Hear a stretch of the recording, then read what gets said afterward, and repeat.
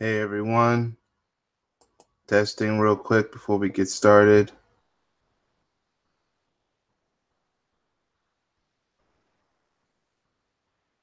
Just gonna wait till some people get in.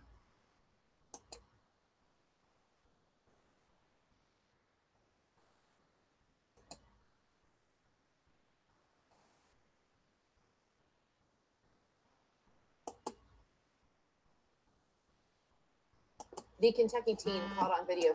Oh, sorry about that.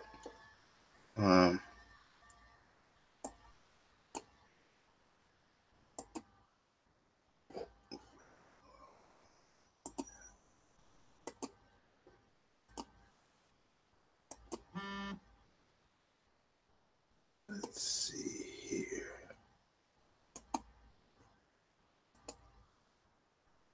Okay, we get 3 people watching now. Hey crew, what's up? If you want to come on in, I'll leave you a link in either Google Hangout message board or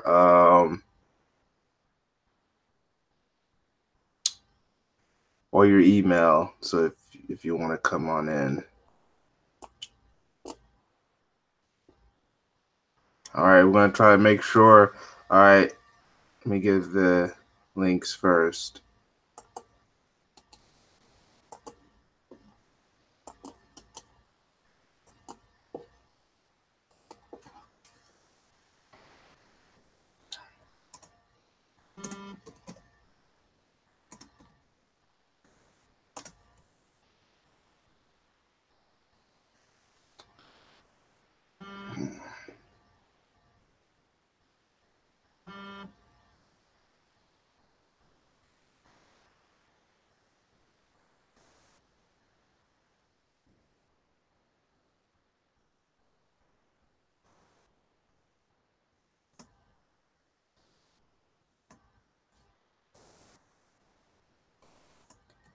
Two.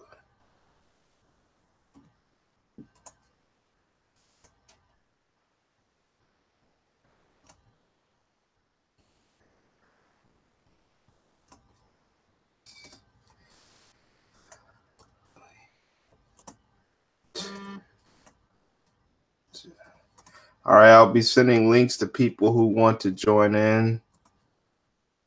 We got a lot of interesting topics.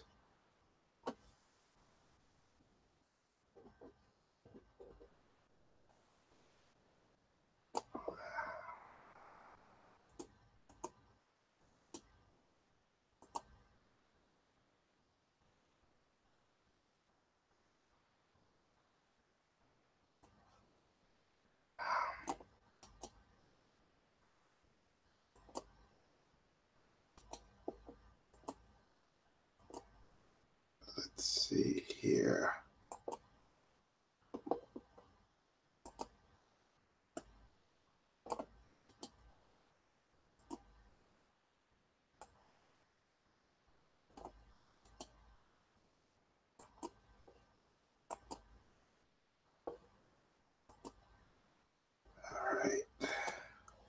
All right, crew, if you're still in here, I'm about to show a link. Let's see. Welcome, Analyzer. Nice to meet you. Nice to see you here in the panel. In the chat room.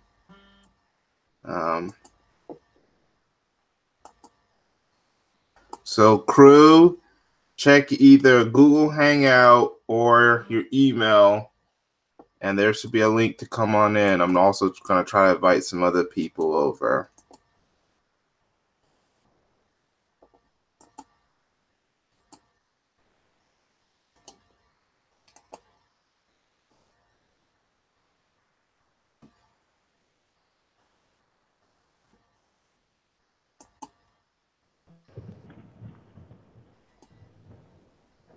Hold on, I think I hear someone. Is anyone there? Hey, what's up? Hey, chilling. Yeah, I just came from RBR channel. You got a white nationalist on there. RBR? Yeah. Why would he let someone there? Oh, but he giving them business though. Oh, okay. Oh yeah, he's giving them the business though. You know what? Maybe I will subscribe to RER. See what's Yeah, really he's going coming on. around. He's coming around. You know, he's. I think it's just the way he presents his message sometimes that throws people, like, make them not want to listen to him because he's just so, you know how he is in the chats and stuff. Like, dude, stay on topic, chill. Yeah, I mean, there might be some stuff like he has good points and stuff, but yeah, it's presentation. You don't want to make it look like you're gonna cause people to basically go away from the important message. Right. So I'm just gonna send a bunch of emails real quick, see if we can get some more people over. Also, if you would like to, you could share this video or this live stream. That Oh, kind of okay. helps too. I'm sharing it as well, but I mean that is if you can. But Yeah, it's all right. I'm on my phone right now. So and I don't have my Facebook and Twitter on my phone. But okay. I could get down with all of that when I get back to the house. But not off for another 2 hours. So. Uh, do you know that there are some black owned stuff? There's this website called Blitter.app. You know, it's like the black Twitter, but it's called Blitter.app. And Huh. it goes .app because there used to be an app called Blitter, but the Apple tried to censor them because some racists complained to Apple that claiming that Blitter was racist. So what Blitter did was they fought back by creating a website version of it. And I'm actually got an account. And then you've heard of Black Spot, right? Yep. Well, there's still Black Spot TV, but now blackspot.com has become blackspace.com. Okay. And I already have an account. So, um, Yeah, so that's what's up. I'm gonna go check that out. you'll Oh, have also, you're a mod. I mean, you like your editor on my Culture Revolution page, so you can share it to that on Facebook too. yeah, something like that. All right. Cause that's where I like throw all the live streams and all the panels and stuff, all the good videos. I share them on that Facebook page. Yeah, I do that. That messenger, I use the messenger and stuff like that. Yep. So yeah. Um Did you get to hear Professor Truth's you analysis of mean the Jason Jason vet? you mean Jason you know what? I still have his video up, but I haven't really got to hear it. But don't worry, I'll still hear it. Okay. But we are going to talk about that the whole first them thing that a lot of people have been talking about lately. So yeah, that is one of the topics, the first them movement, or that's what people are calling it. And then that they already have some hater out there who's hating on the first them movement. I don't know what the first them is. First them Oh, is versus them, like DS. First them is something that Tariq Nasheed is involved with, and it's supposed to be the counterattack against the Me Too movement's hypocrisy of going after only black perpetrators or alleged people who have been alleged, but they're not going after the white folks like Harvey Weinstein Where and there's hard Kevin Spacey evidence and and yeah. Louis C.K. and stuff like that. So a counter was created, and they're calling this first them. Okay. So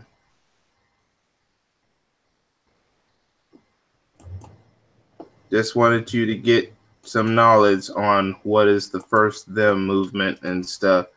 And then you have Tarana Burke going in there making comments saying looks like she's kind of against the first them movement or something. Oh, And Lord. I'll tell more about that later.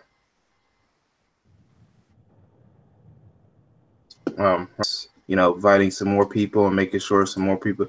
Now I understand I saw some more people in the chat, so I'm gonna shout them out as well. Anita B, welcome.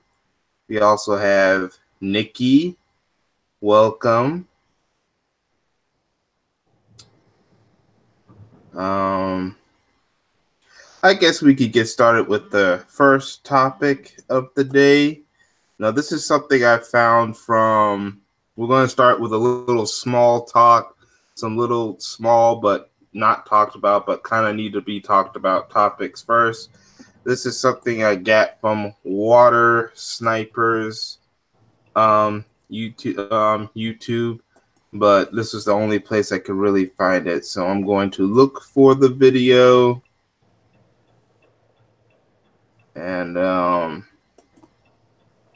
yeah, it happens to deal with something that happened at a nail shop. So now I want to. All right, here it is. It actually was 2 weeks ago, but I want to show you the hypocrisy that is going on. So hold on. Shoot, hold on. There we go. All right. Hold on. I'm gonna start all over, and then I'm gonna share my screen. I'll like the page too. So, oh shoot, probably should have shared the screen first. All right. All right, here it is. So here's what happened at a nail shop that a couple weeks ago, but it's important we talk about this. Y'all can see the screen, right? YouTube crew? Yep. All right, let's go. Holiday rush at River Nails and Spa on Detroit Road in Rocky River. And a customer identified by police as 41-year-old Meredith May Whitlock of Lakewood is upset because she has an appointment and has been told that her technician is still busy with another customer. Whitlock begins yelling at the employee, and one of the owners approaches Whitlock to explain the situation and to ask her to calm down. The disagreement is about to escalate and will prompt a 911 call to Rocky River Police. There was a misunderstanding with her appointment. She got very belligerent, and she kind of went after the owner. I tried to step in to say, you need to stop because she just got right in his face and looked like she was going to hit him. The owner eventually orders Meredith Whitlock out of the shop because of her behavior. But Whitlock refuses and becomes even more confrontational, and they begin pushing each other. Employees and customers attempt to separate Whitlock and the owner, and that's when Meredith Whitlock attacks one of the customers. She ended up hitting me, kicking me in the groin, hitting me in the face, knocking my glasses off. She hit you, or are you another customer, or are you an employee? I'm a customer. Wow, okay. One of the employees grabs a hold of Whitlock and throws her onto a couch. She continues to kick and punch. When she learns that police are on their way to the shop, Whitlock runs outside and flees in her car. Are you injured at all, ma'am? I'm not enough to go to the emergency room, but my groin hurts pretty bad from her kicking me. Based on the surveillance video and witness accounts, Meredith Whitlock was arrested by Rocky River Police on charges of assault and criminal damaging. The police chief in Rocky River says the incident illustrates the danger, allowing emotions to boil over into a physical confrontation. Best is just to, take your lumps, so to speak, and walk out. And if you have a complaint, come back another day when you've got a clear mind and sound thoughts and deal with it then. If you want to get your nails done and the technician's busy, just sit down, read a magazine, take a break, and get your nails done when it becomes time available for you. Check. So it looks like this time there's a nail shop incident that involves a white customer and the nail salon owners who happen to be, of course, Asian. So what do you think about that, crew? I mean, she got what was coming, so she got what Yeah, she got what she asked for. So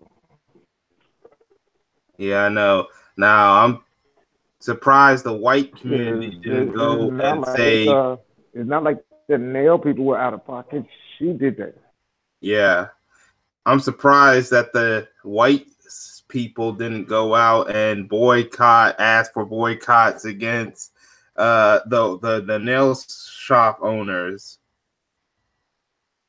I just wanted to show that one real quick, but now let's get on to some other topics. I just wanted to show that real quick. Now, let's see. What do I want to talk about next? All right. Oh, first of all, I need to click off my screen real quick. So far, how you been doing lately, crew? While I look for my next topic.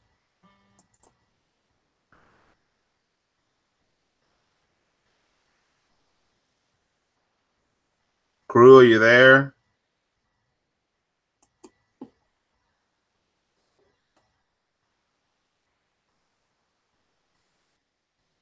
Crew? Hmm. Yeah, can you hear me? I'm in the hospital, so the signal's Oh, not so good. okay. All right. So here's another topic I wanted to talk about. This involves the issue with blackface. So we have a student at posh Brooklyn Prep School caught in blackface video. So let's gonna play the video real quick.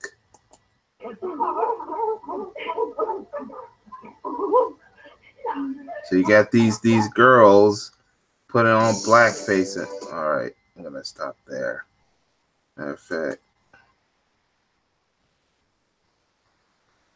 yeah.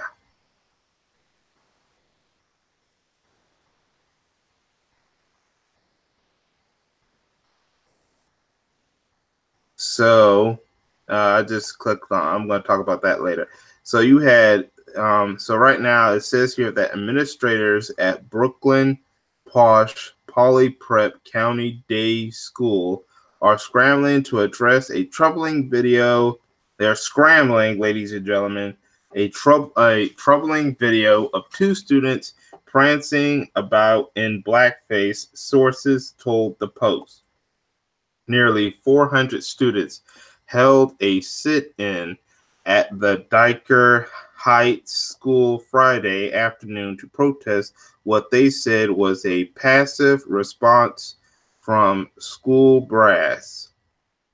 A portion of the video obtained by the Post depicts two girls appearing to mimic monkeys with blackface inside a home. Sources say the video was taken sometime prior to the academic year when the three participants were still in Poly Prep Junior High School. One of the three girls left the school prior to this year, and her departure was not related to the video, sources say. Two of the girls involved are currently freshmen at Poly Prep, an academic and athletic powerhouse that counts former Knicks Joakim Noah and John Bon Jovi's son as grads. Poly Prep cost upward to $50,000 a year and sends kids to top colleges around the world. Well, it looks like it has an even darker story too, and that's that video. The video has held long been critiquing across freshmen, but filtered up to anger juniors and seniors last year, sources says. Panic. See, now the administrator, looks like it says here the ministers are panicking. Panic administrators told students to immediately delete the offensive clip and warned them not to demonize it, but failed to take any other meaningful action, students told the poll. So basically the administration was trying to keep it quiet or something like that, and the students wouldn't have it. So now they did this sit-in and protest because they demand that the administrators take more harsher action against the students who were put in that video. So basically this is another case of blackface. So once again, what you have to say, crew? Man, look, I say they're gonna do what they're gonna do. We just expose them, you know what I mean, and make things hard for them. You know, like share that shit on Facebook, share that shit on YouTube, write letters, make calls or whatever. I know it's not our people going over there, but take note of who they are and don't do no kind of business with them. Make their life hard as possible. Yeah, I know.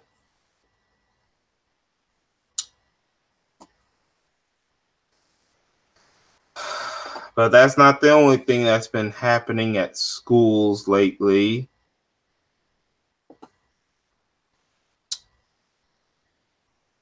I mean, what you think about it, J-Dog?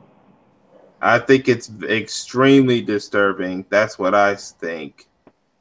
It's extremely disturbing. That's what I have to say about the video. I don't know. It don't disturb me because I know that's how they are. I know that there's some goofballs out there that are racist and they don't know. Well, they probably do know. They do know, but shit, look. You don't get mad at a bear for biting. You know what I mean? A pig gonna wallow in the mud. So I'm not mad at the pig for wallowing in the mud, but I need to know who these people are so that I don't do any kind of business with them. You know what I mean? I make life hard for them, you know? Yep.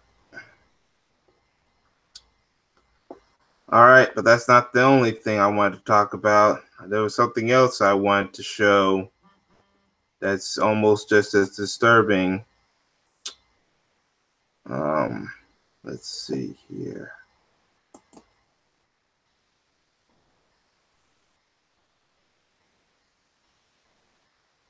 All right, here it is. So basketball team quits MLK. I guess it was supposed to say tournament or tourney after their fans flaunted the Trump flag. So, a high school basketball team in Minnesota has come under fire and is now pulling out of the tournament scheduled for Martin Luther King Jr. Day after its fans display a Trump 2020 flag during a game against a predominantly black inner city kids. So this basketball team was taking on a team that was predominantly black, and now the team, high school team, not the team with predominantly black kids, but the high school team that was taking them on, saw that their fans, those fans that also represent their school, had this banner that says Trump 2020, keep America great. I mean, they got to be some of the most ignorant people ever. And then you got this one black kid, like they're probably going to try to think of, see, the black kid is I bet you that's what they're trying to do. See, black kid joined in. They're not racist. If the black kid was involved, that means he's a sellout. But yeah, and then you even had the mother that goes around saying that they have no racist bone in the body. I'm like, why do this and why do it when there's a when they're facing a team that's predominantly black? Well, let me play devil's advocate, right? All right. Trump is running for 2020, right? Yeah, he is running. Yeah, so what if we brought an Obama flag? What if the black team brought an Obama flag back when Obama was running and they were playing against a white team? I bet you know what's going to happen. I bet you they're going to go around and say, how dare those kids, blah, blah, blah. They should they are racist and stuff like that. Reverse racism. That is exactly what and then the mainstream media will be on it, because the mainstream media is not on this story, but they will be all on it if it was, like you said, the Obama situation. Right, but that's why I say I think they should have played the damn game. You know what I mean? You know what I mean? Because the game is going to, they got to win a championship if they trying to go, to college or do things like that. I mean, you go to football games, there's people still playing football. You know what I mean? There's still people, living their life or whatever. But, and everybody is not black first, as it were. You know what I mean? So, yeah, you see, we don't go around. I know they did that. I know they did that out of malice. You know what I mean? To get, to try to piss them off and whatever. But I do think it comes to a point where some people do get too damn sensitive over shit.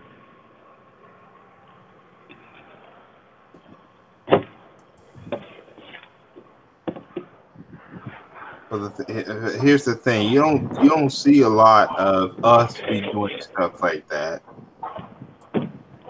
It's ironic they want to say we reverse racism and stuff like that, but we don't go around doing stuff like that.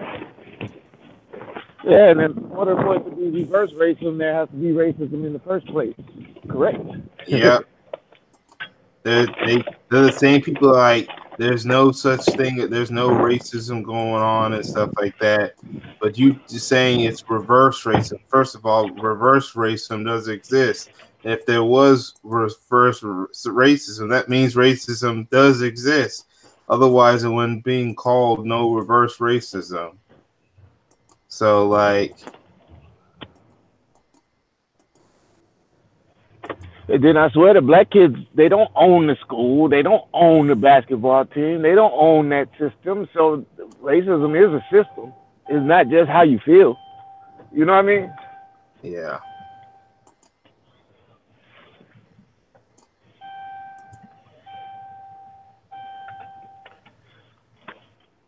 Like Claude Anderson said, man, it's not about whether or not you like me or not. You know what I mean? There are white people that probably like you, but they still subscribe to the system of white supremacy because it benefits them. All right, Anita B says that black kid might be either a sellout or just plain stupid. Yeah, I really don't know either, but they're not telling more about that if whether that kid's involved or not. So that's ABL's nephew.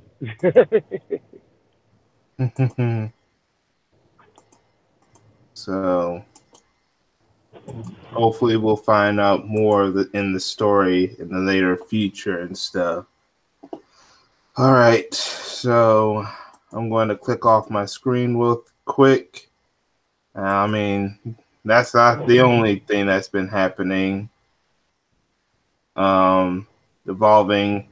Y'all heard what's going on, so I'm going to play this clip from CNN about the Native Americans that was being mocked, and then I'm also going to show you this video about the black Israelites, and I want people to talk about. So I'm going to play the 1 or 2 or 3 clips real quick, and then I want your response. So first, let's start with the one with the Native American.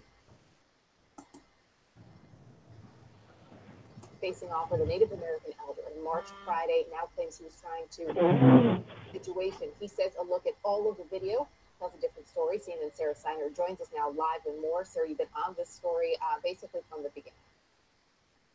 Not quite the beginning, but certainly very early on, and we did take a look at an hour and a half long video that shows the lead up to this face-to-face conversation between an elder from the Omaha tribe and these Catholic students, including one that sort of stood there, and neither of them moved. And what we found is that it was some adults hurling nasty comments at these kids beforehand that ended up creating this tension. The Catholic high school student who comes face to face with a Native American elder in a viral video is now responding. In a statement, student Nick Sandman says the viral video does not reflect the true nature of events when the students arrived at the Lincoln Memorial. When we arrived, we noticed 4 African American protesters who were also on the steps of the Lincoln Memorial. He said the protesters said hateful things.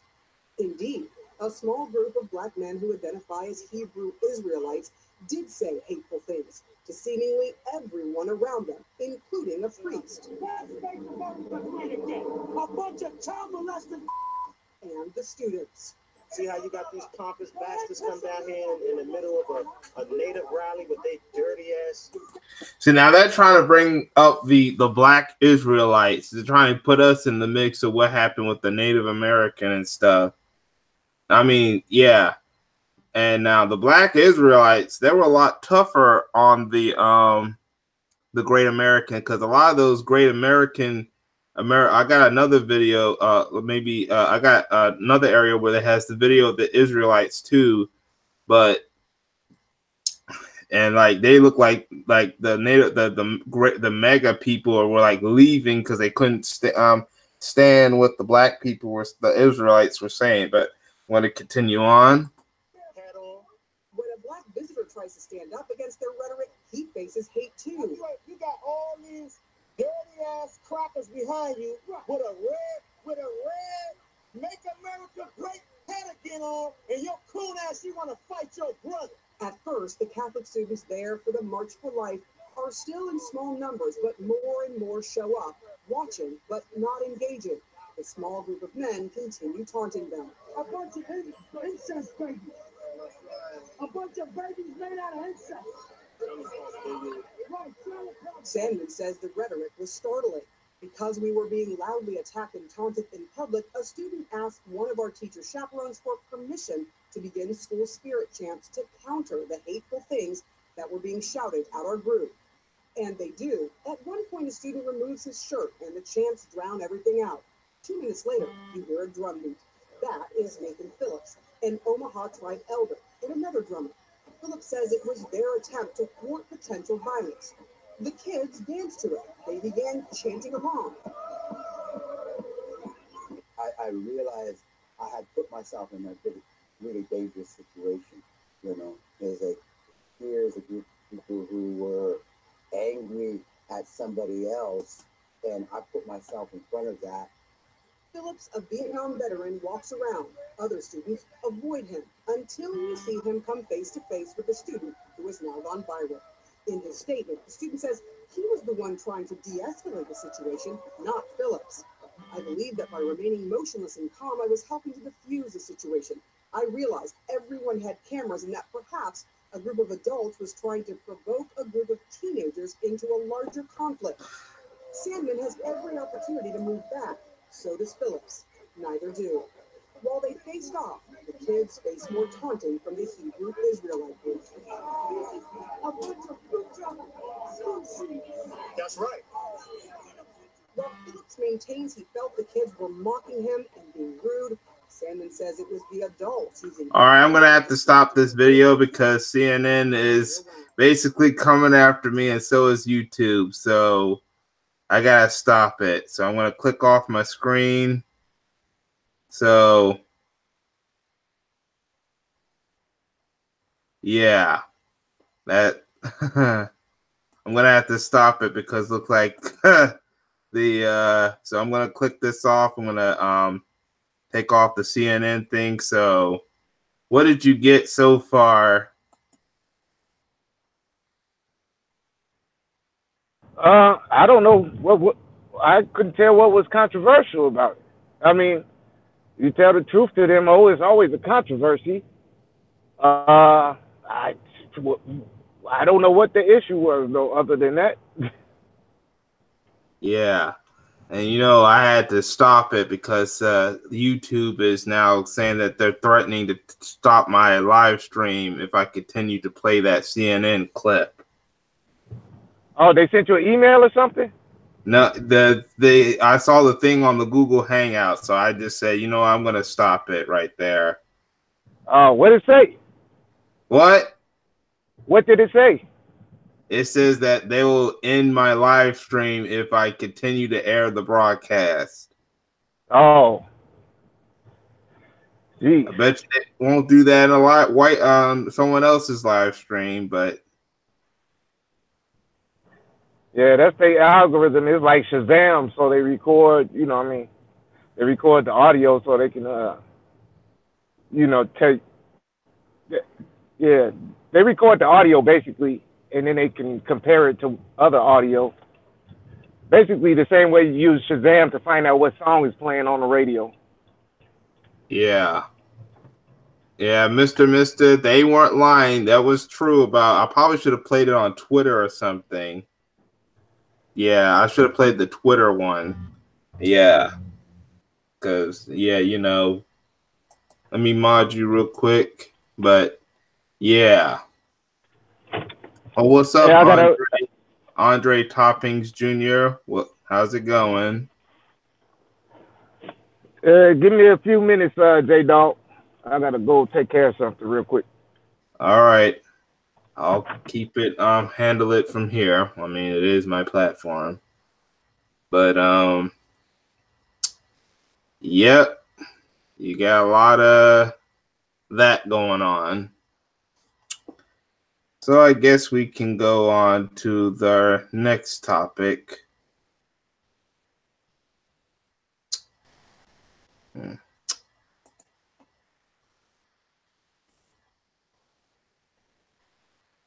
Let's see here. Oh, yeah. Y'all know today is Martin Luther King Jr.'s birthday, right? Well, Mississippi wanted to also celebrate today Robert E. Lee's. So I actually did a separate video on this. So you got the Mississippi government trying to defend themselves after they decided that that they want to celebrate Robert E. Lee's birthday today on the same day as MLK Day. And it says here that the Mississippi government got a lot of backlash for tweeting that about the upcoming today. And even though they tried to delete the thing, these screenshots like this still kept coming up.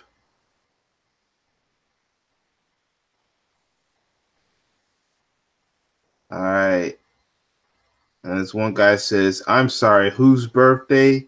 DC activist Jordan wrote on Twitter. They deleted it. I guess those rebel colors do run. In other words, the Mississippi government is trying to run away from their situation involving Robert E. Lee.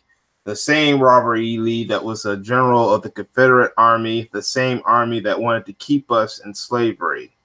Now, I heard in history that Mississippi was one of the worst places. I mean, this whole country was bad to be a slave, but they said that Mississippi was one of the worst places to be a slave. I think that's what I heard.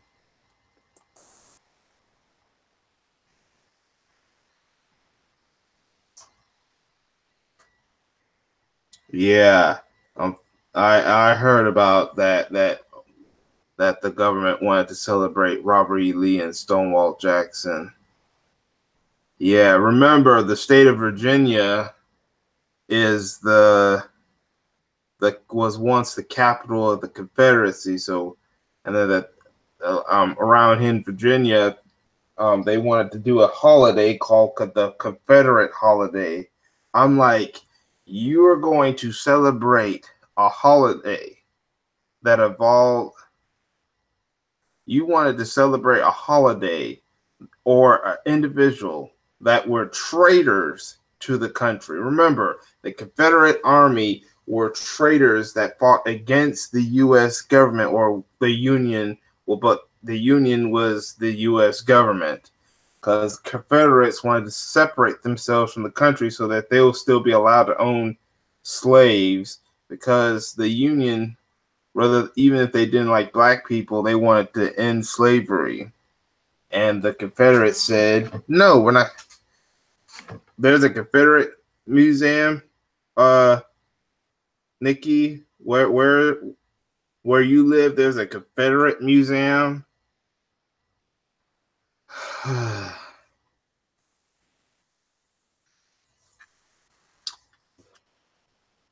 Yeah.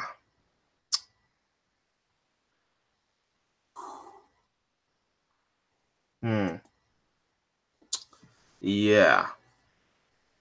I mean, but then again, look what kind of system we live in. So I'm not surprised. I'm not shocked. I mean, look what kind of system we live in.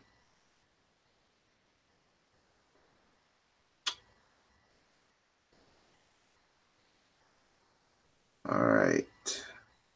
I guess Crew is still out where he is. So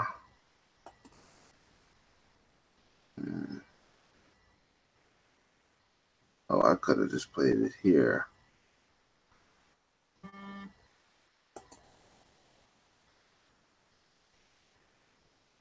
Oh, all right. I'm going to go to the Huffington Post, and I want to show y'all our next topic. Yeah, I'm really getting these topics through, but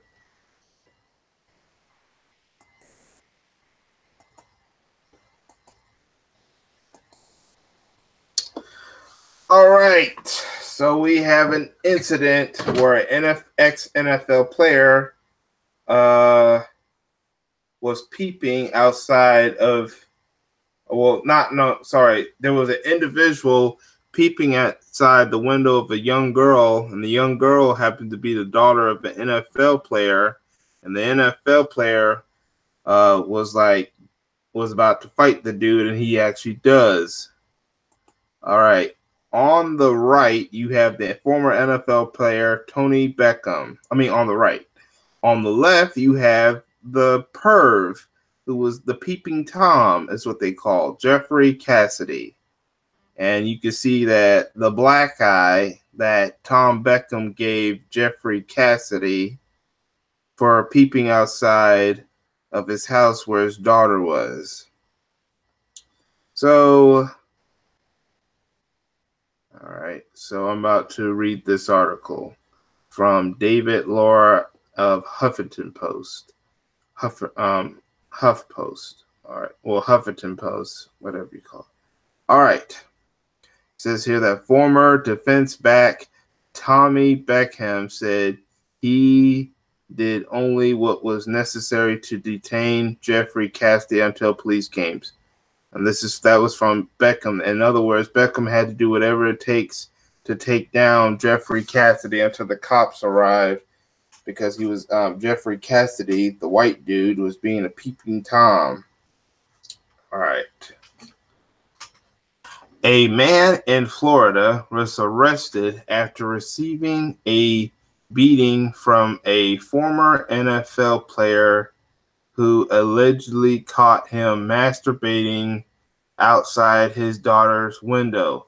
So this white dude right here, Jeffrey Cassidy, was masturbating in front of Tony Beckham's daughter's window. And all right. The Palm Beach County Sheriff officer charged Jeffrey Cassidy, who was age 48, with lewd and lascivious exhibition on Monday. Exhibition. All right, I read it wrong. I think there was. He got off easy. He got off easy. I you know. Remember that song from Goody Mob? Who's that peeping in my window? Bow! Nobody now. Yeah, he got off easy if he just got his ass whooped. You know what I mean? I'm not going. Yeah. exhibition. All right. So Cassidy, who police said has a Ohio driver's license, described himself as transit. I don't know what that is, but Transient. basically Transient. He's homeless. transient. What? He's what? Homeless. Transient. Yeah, he's a homeless person. Oh, okay. So this dude is homeless, but instead of trying to get a job, get a place to stay, get some food to eat, instead he decides to just go find Tony Beckham's place and just masturbate in the window in front of his daughter. And then Tony Beckham has to come up and beat the crap out of him. You worried about you trying to masturbate in front of a little girl or girl instead of trying to get some food and shelter. Sick pervert. Yeah, he needs to be in jail, stay in jail, go underneath the jail, and get beat up some more. They wouldn't have found him. There would have been no police report or anything. This wouldn't be in the news or anything. Yeah, unfortunately. That thing would have been solved. Yeah.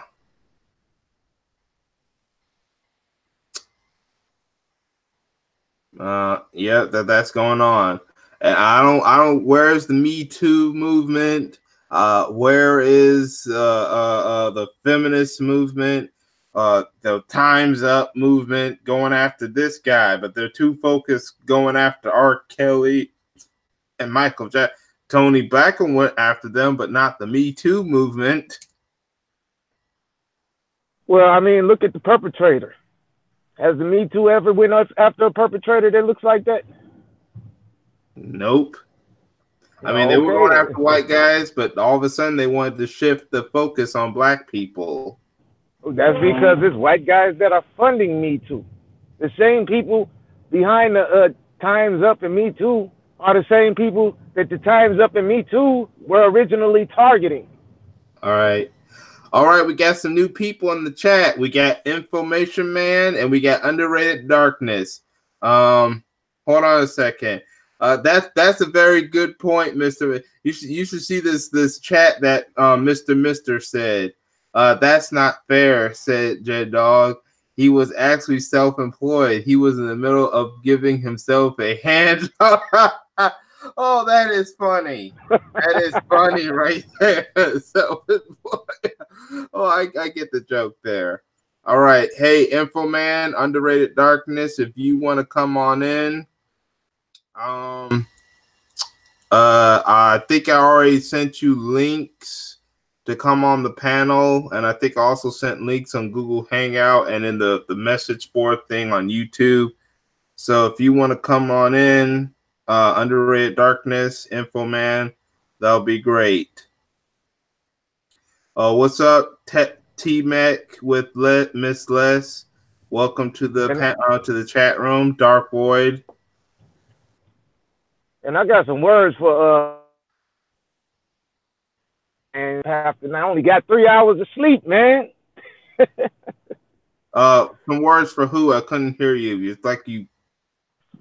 Oh, for JT, Underrated Darkness, man. He had me on the panel till like early in the morning. I only got 3 hours of sleep. All right. Well, first I'm going to try to see if him and Infoman want to come in here. Dark Void is in the chat room. He says here that feminists and LGBTQ are supporters of pedophilia, especially white females. Okay, that kind of makes sense as well. Why they're not going after the guy. Yeah, I agree with that.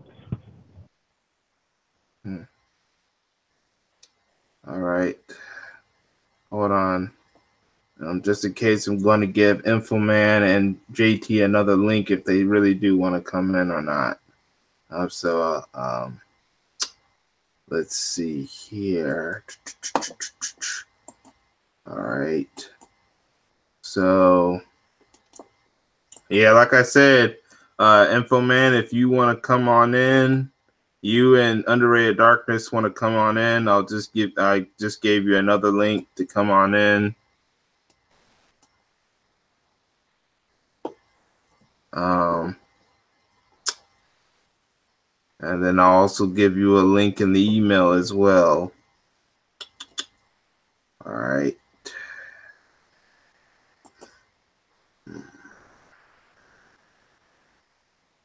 Meanwhile, after I do this, let's get on to our next topic. As soon as I give them the links, I'm going to continue on with our next topic.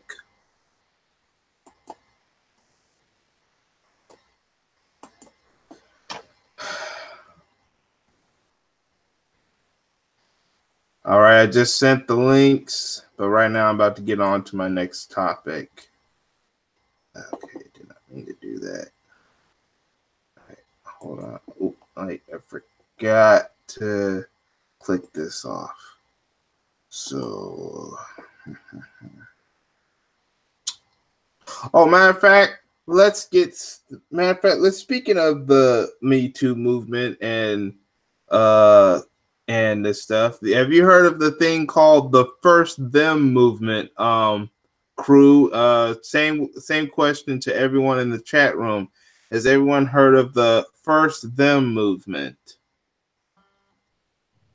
No, I hadn't. You were just telling me Tariq was talking about that, like go after Harvey Weinstein and them first, and Kevin Spacey before y'all start coming after us, because those are the ones that actually have evidence, hard evidence, and they actually committed actual crimes. Yes, I know. So you know what? What I'm going to do is I'm going to play one of my old videos. You know, this is on my backup channel, J-Dog Talk. It's on my main channel, but I just have my backup channel up right now. I'm talking about the Tawana Burke.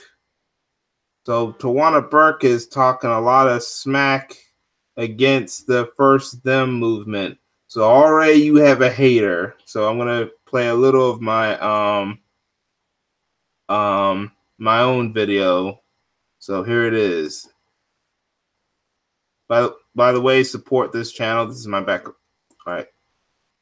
This is J-Dog, and I'm here with another video. This is another video talking about the First Them movement. Tariq Nasheed and some other people are part of this First Them movement, showing the hypocrisy of the media and of Me Too, how they go heavy on black males when it comes to sexual misconduct, but not after some of these white artists or athletes or so as harder. This is when Tariq Nasheed is talking about how was Sony willing to fire R. Kelly, but not this artist who's part of something called Lost Profits.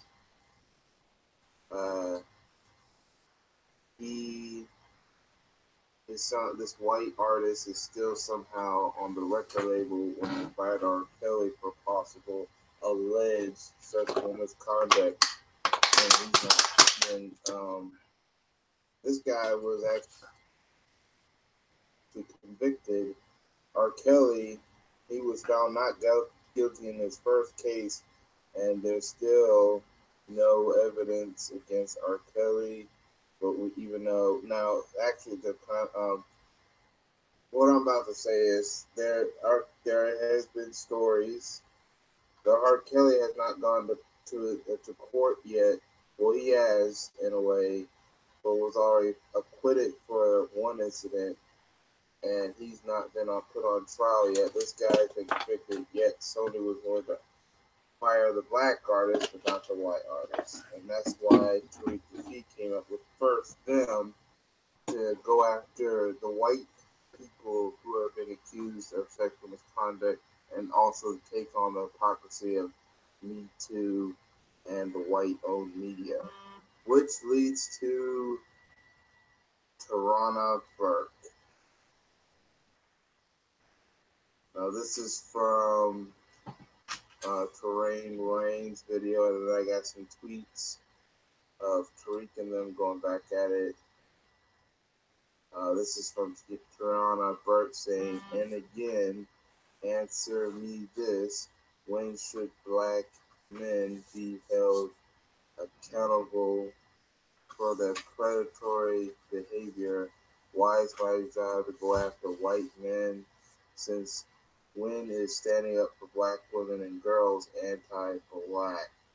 She is responding to comments calling her and Me Too out for the hypocrisy of how they go heavy on black, but how they go heavy on black men, but not as heavy on white women, on white men or accusers such as. And this is just some comments. Um, so yeah,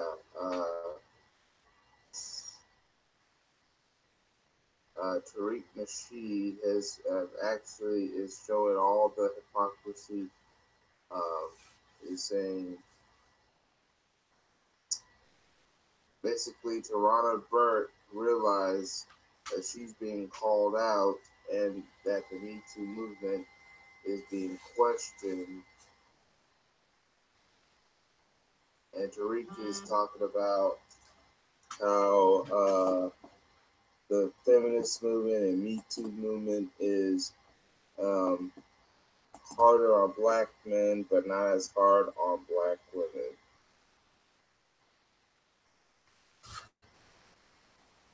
Alright. So basically, Tarana Burke was talking about the situation with Cardi B going at it with Tommy Lauren is when this all started. And then this guy called Boone Spirit saying, if it's the same way you are dogging, if it is the same, you are dog walking white men with Me Too, you mean a big hug because you tiptoeing around predatory white men. They don't harm black girls, Tirana. You reflect for them like racists finally start loving black people. Racism is a system.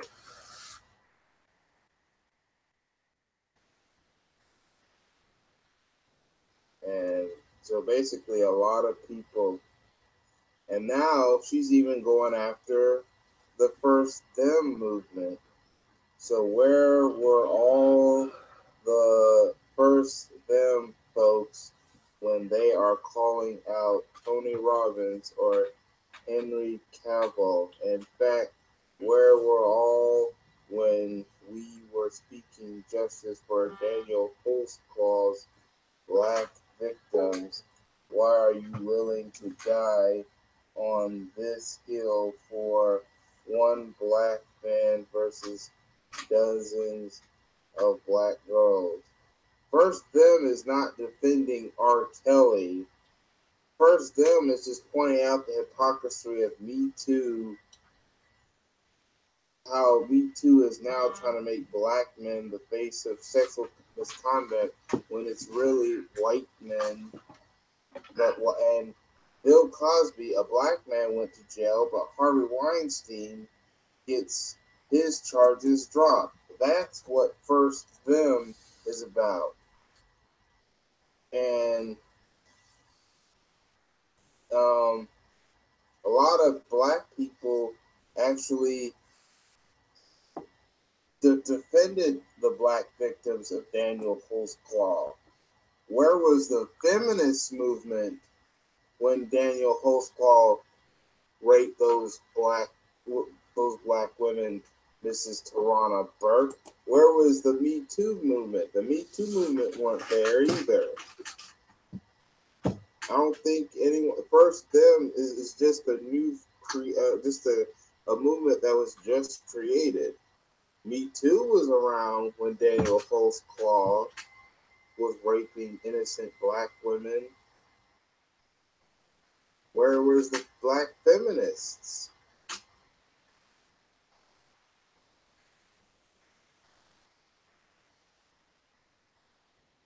And this guy right here, 42 Tribes, is calling out Tiana Burks. Black men are always held accountable. There is a wealth industrial propaganda and generalization poverty associated with holding black people accountable. R. Kelly is fool's gold. In other words, he's talking about how black people are always held by the letter of the law, but not white people. Well, you get the picture. People, the first them is also going after the mainstream media for why they are only going heavy on R. Kelly and Michael Jackson and Bill Cosby, but not heavy enough on Harvey Weinstein and Kevin Spacey, who's on court, or Bryan Singer. And then it's just Tarana Burke. She created the movement, but then allowed it to be hijacked. I think that her movement was meant to go after, maybe she has some issues with the black community because she probably couldn't get black men to date her.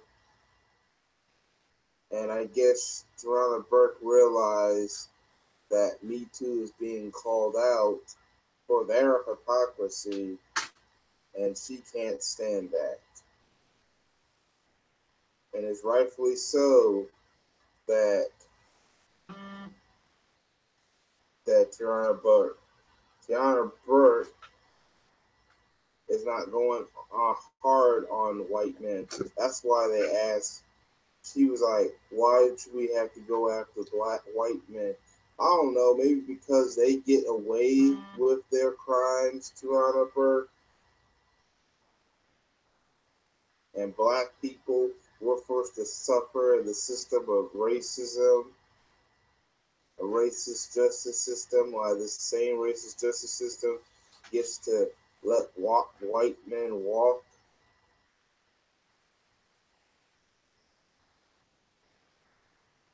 See, Tarana Burke just doesn't like the fact that this new movement, the First Them movement, is calling out the Me Too movement and the Time's Up movement. And I think Tariq Rashid said that once this movement kicks off, a lot of the coons and racists are going to try to immediately go after First Them. So, Tarana Burke, you can just sit somewhere and be quiet. Yeah. Sit down and shut up somewhere, Tarana Burke. You allowed this to happen. You allowed your Me Too movement to get hijacked by white women, by white feminists, and idiotic black feminists that target the black community to try to destroy the black community even further by going after the black males. And then you talk about you're willing to fight for black women, but yet you're not fighting for the 11-year-old girl who was punched by a white man. But you're too focused on R. Kelly, but not going to call out Harvey Weinstein that his cases got dropped.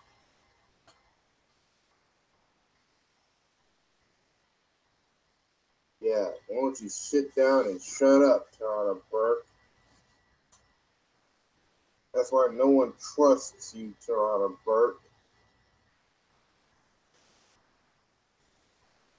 I highly support the First Them movement. I hope the First Them movement keeps going so we can call out the hypocrisy, go after the mainstream media, and go after the Me Too movement.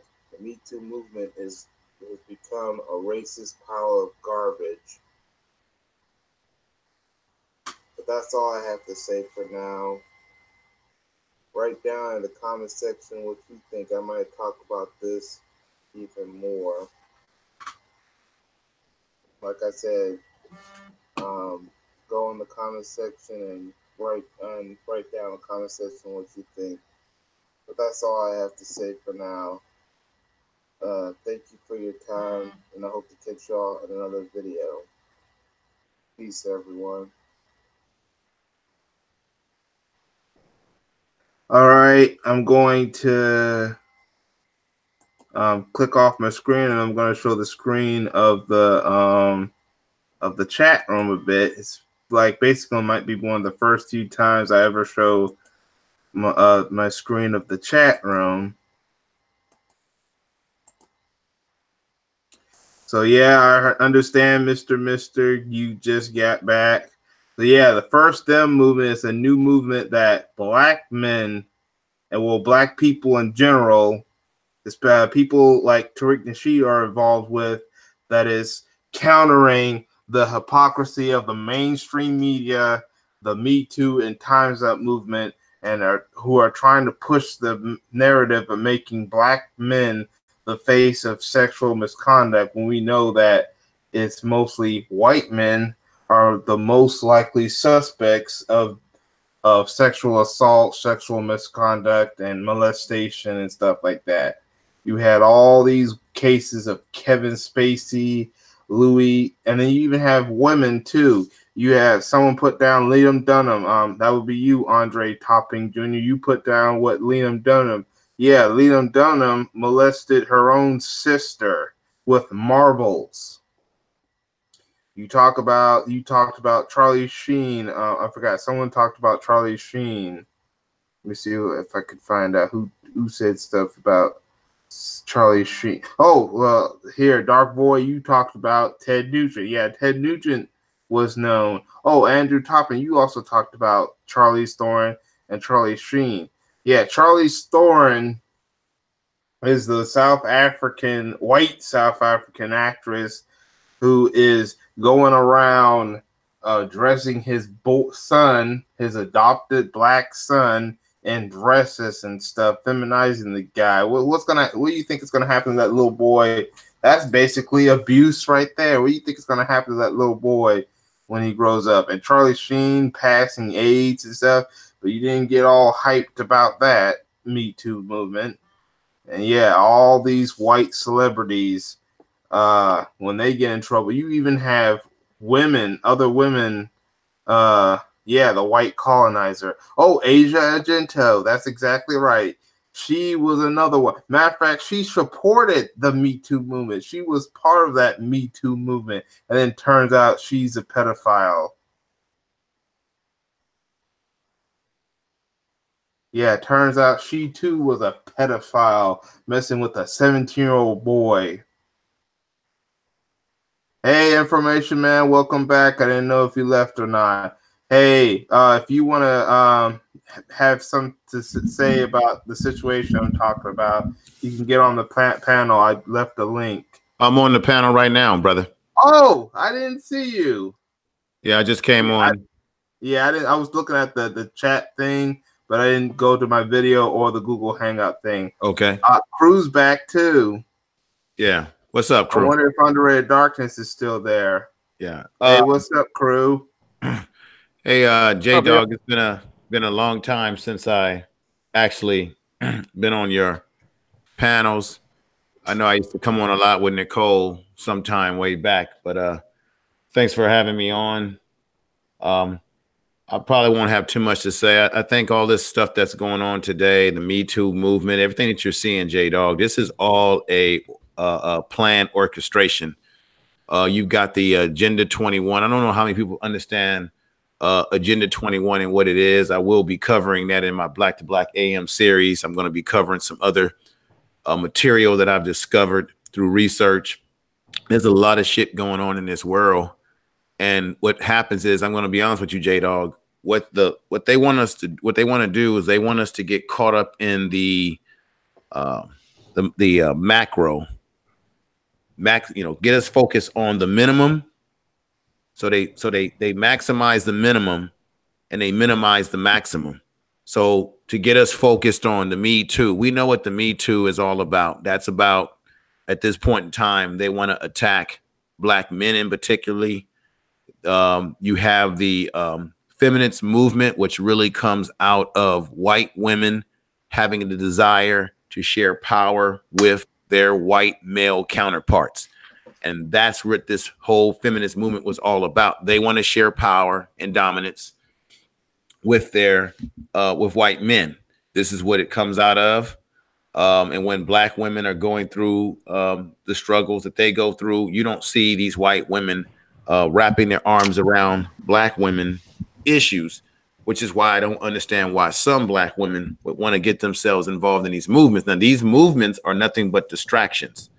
I've got another series I'll be doing about 25-point plan for world domination. This shit has been going on all the way back from way when. You've got the Rothschild family, you got various PJ Morgans, you got various corporate entities and powers that have constructed these things that we're dealing with today as forms of distractions, so that we're not focusing on the bigger picture of what they want to do.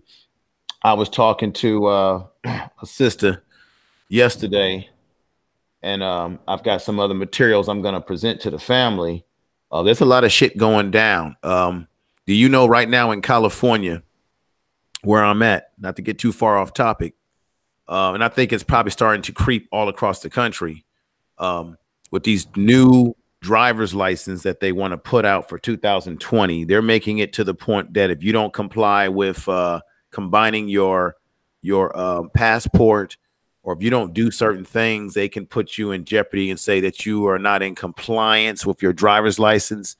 So they're slowly trying to push what is already out there, the police state. They're slowly pushing this chipping. They've already are doing it in parts of Europe, where to the point where you won't no longer need to use a key to get in your house, a key to get into your car.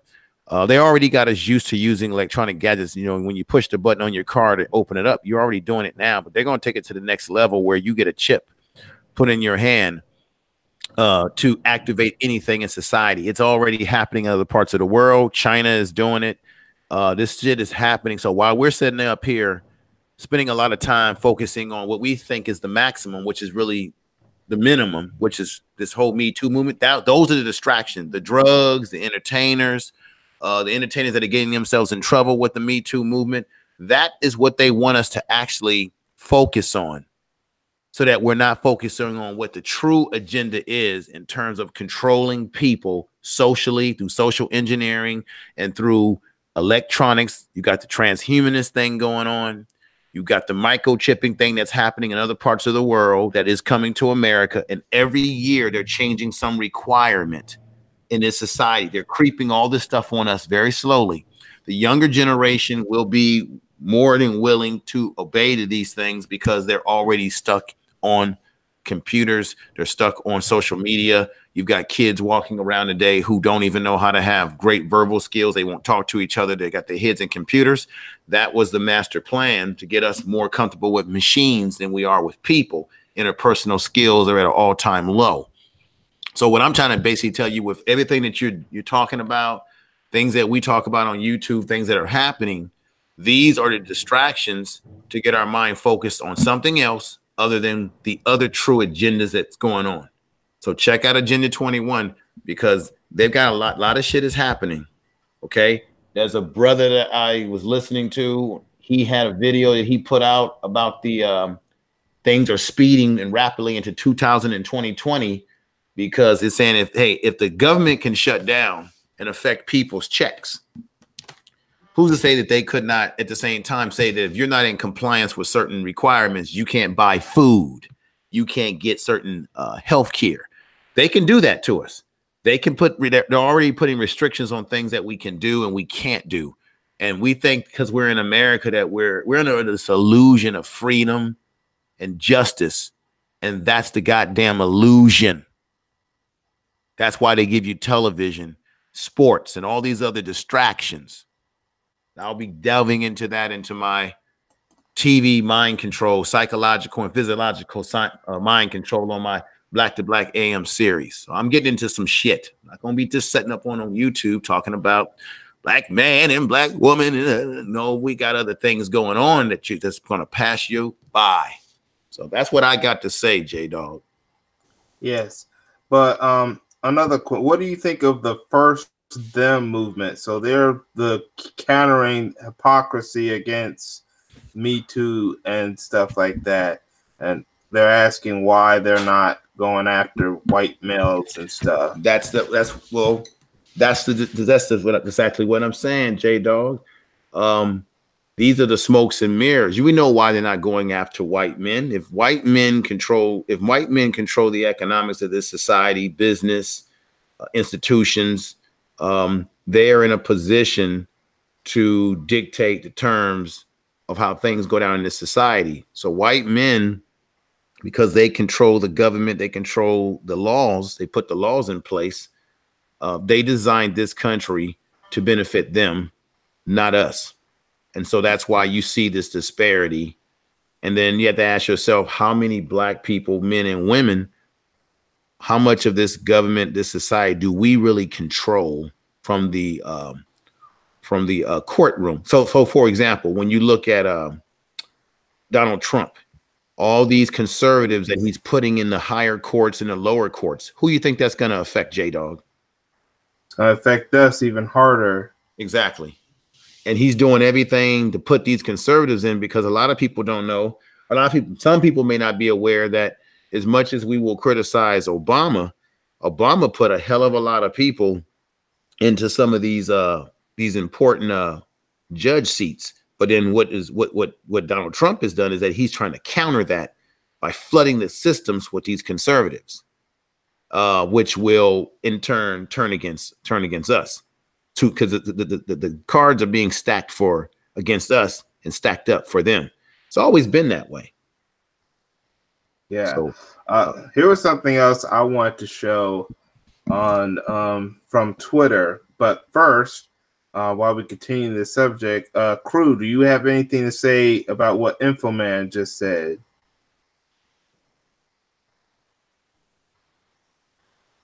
Crew, are you there? I know he's at work. I'm surprised. Yeah. Crew is never here. a man who's left for words. Don't say that out loud, geez. No, yeah. Crew, brother. We just was. I think J Dog was concerned that you weren't there. That's all, brother. But I hear you. Yeah, Crew. Yeah, J Dog, be careful. If he's at work, you don't want him to say it out loud. That's right. All right. Yeah. You two again, info. Nah, but I get what you're saying. It is a distraction, but like you said, we do all know where it's all coming from. So, it is what it is. But I don't.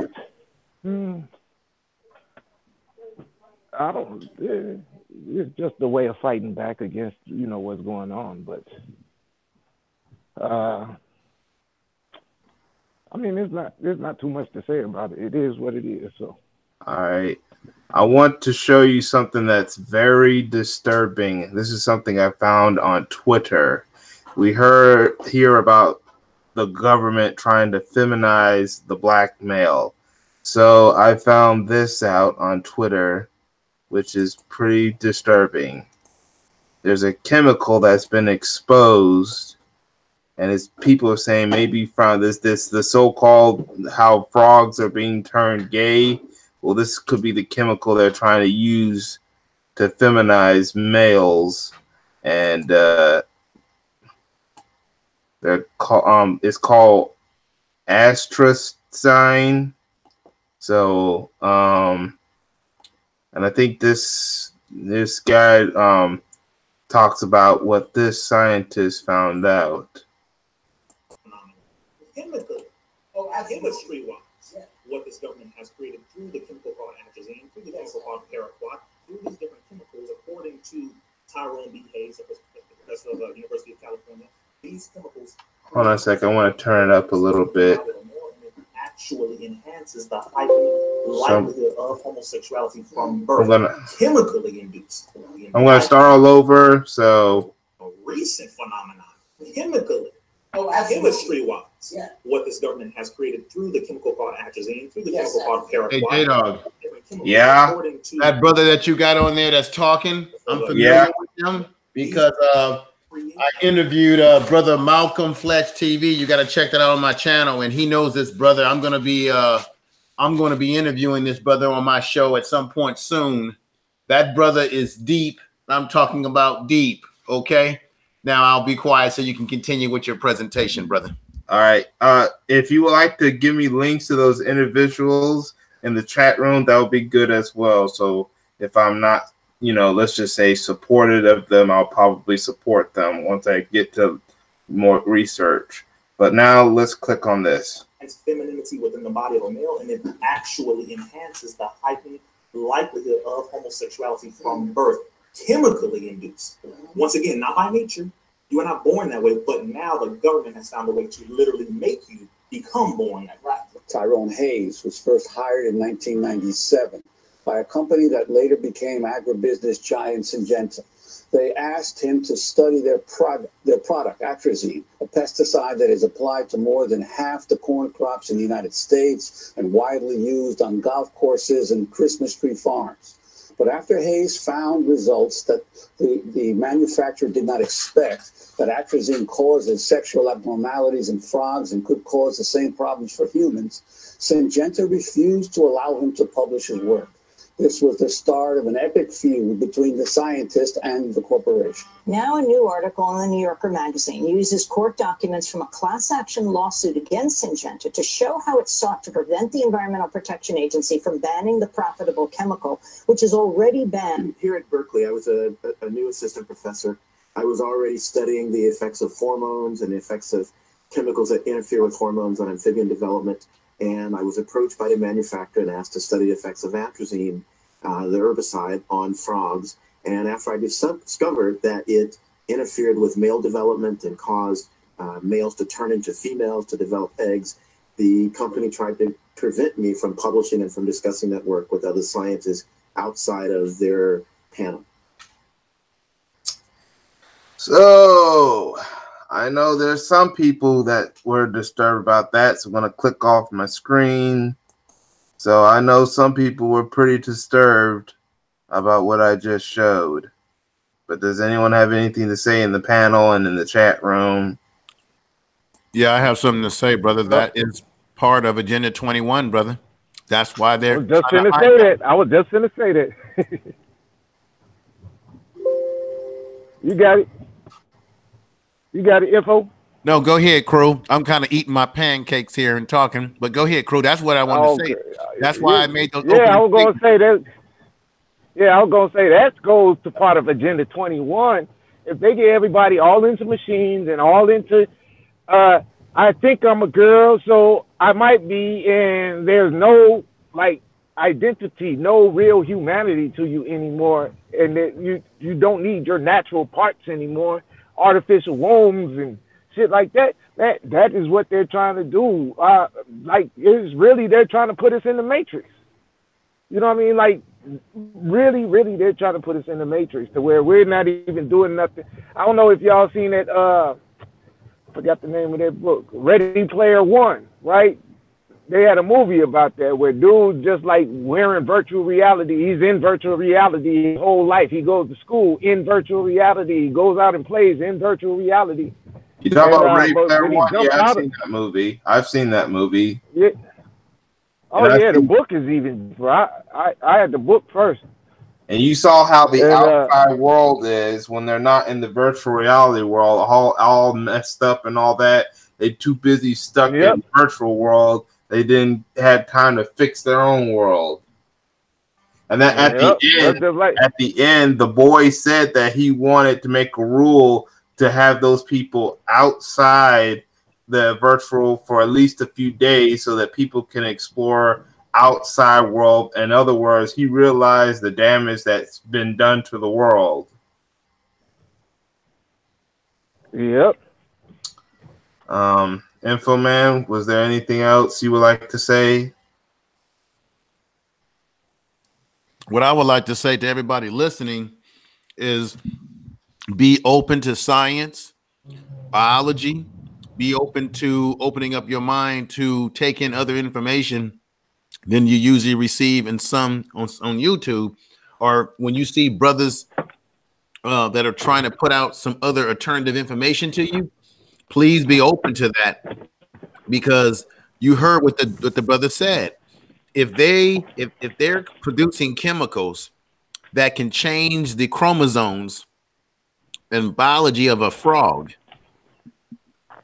then they can certainly do the same thing with us. And now what they're doing in our society today is to make everything normal. That which is not normal is being made normal, and that which is normal is being made as abnormal. So now they're telling you it's okay for your kids to be this and that, warping our society and getting us comfortable with this alternative type of lifestyle, an alternative way of living, and telling us that it's normal, that it's okay. So that when you raise your children in your household and they go off to school, they go off into this world, your children will come back home and say, Mommy and Daddy, this is who I am. This is normal, because they're getting all these mixed messages in the larger society.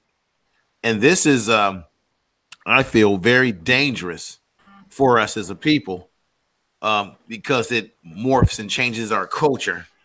And we cannot allow our culture to be attacked in this manner, because this actually gets to our children. I must emphasize, our children are the ones who are the most vulnerable, because their minds are impressionable, right? It can be molded to whatever way you want it to go, with influence, bad or good.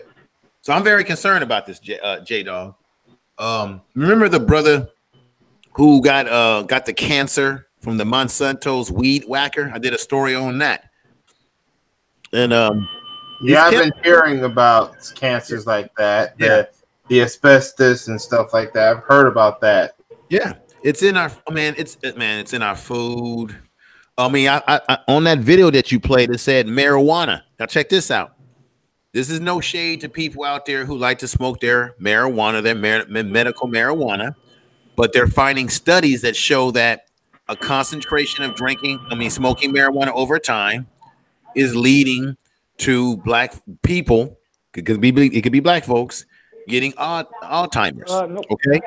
There's also a link that you had on that video that same chemical that they're using that can change people's sexual organs or whatever is in marijuana. Because when that brother was talking, you had it on the caption. So and now that they want to make marijuana legal and they want to sell it to us, how do you not know that these scientists are playing around with the marijuana? How do you know that marijuana is the same marijuana that you grow at home yourself? That they're messing around in the laboratory to make it more addictive than it could be, to make you more dependent on smoking that miracle marijuana that you think is healthy for you because it's a tree. I'll stop right there.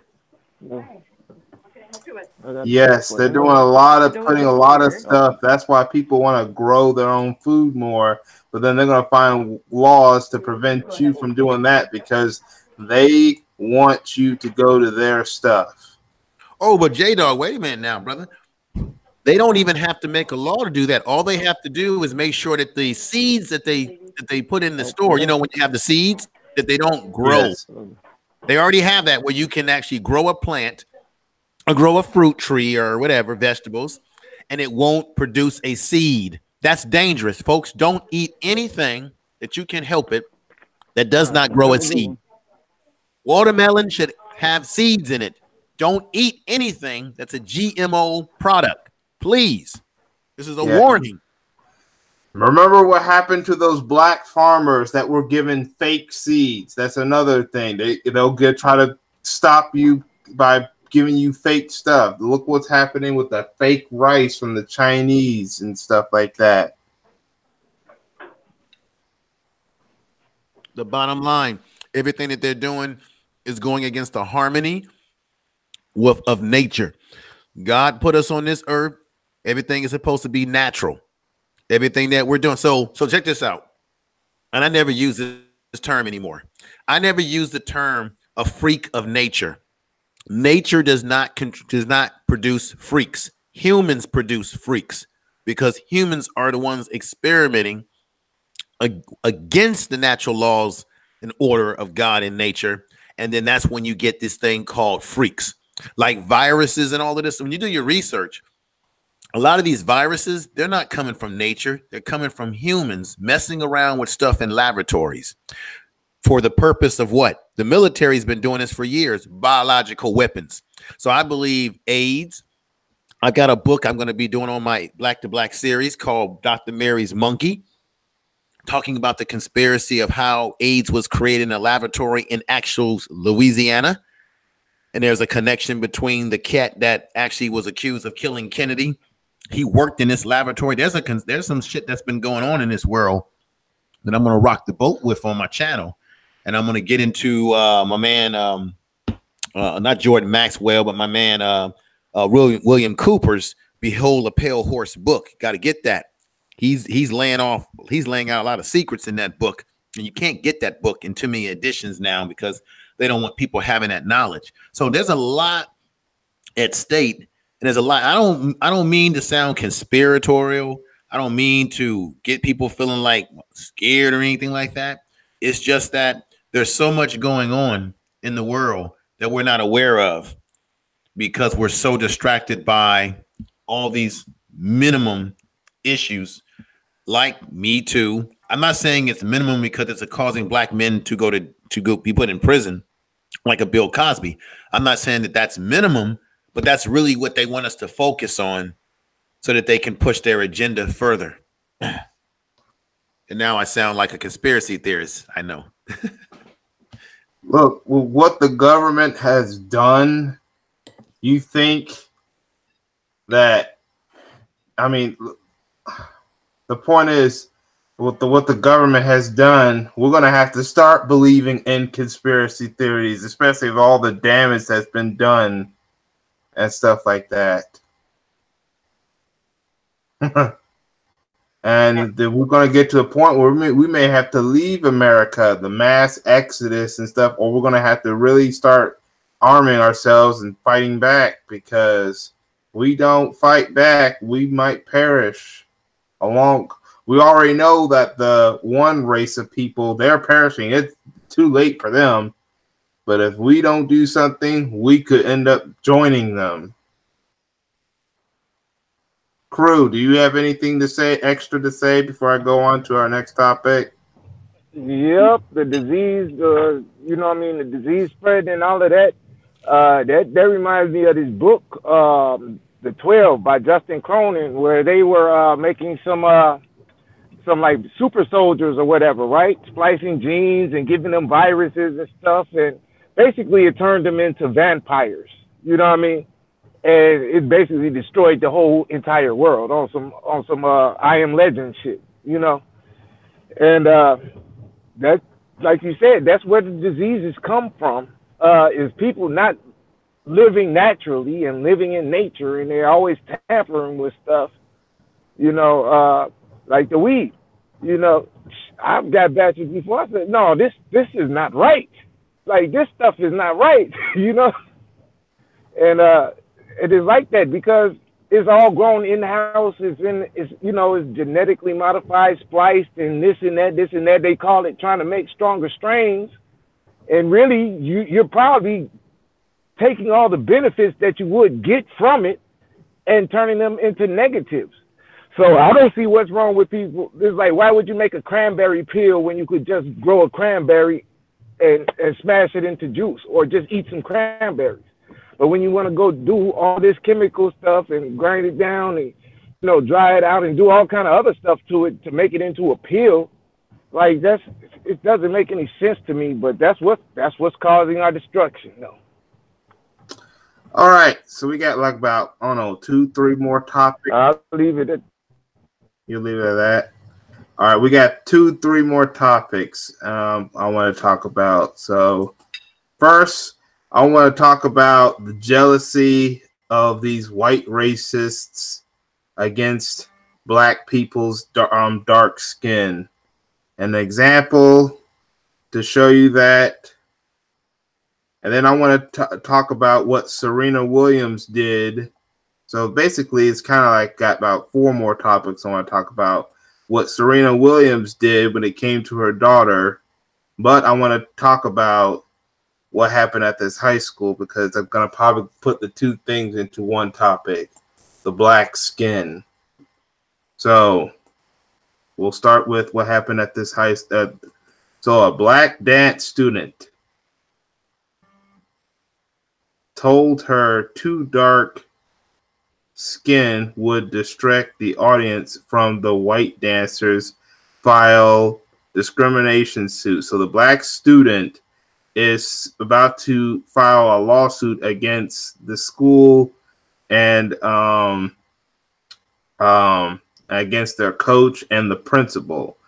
You have a coach that went around saying that this girl right here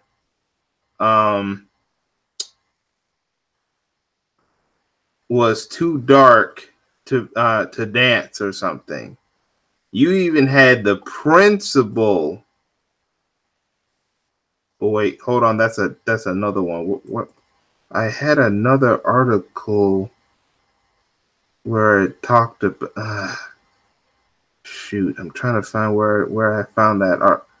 I thought I saved it up here.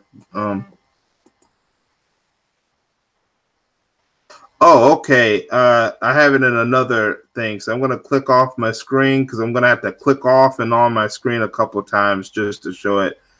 Or I could do this. All right.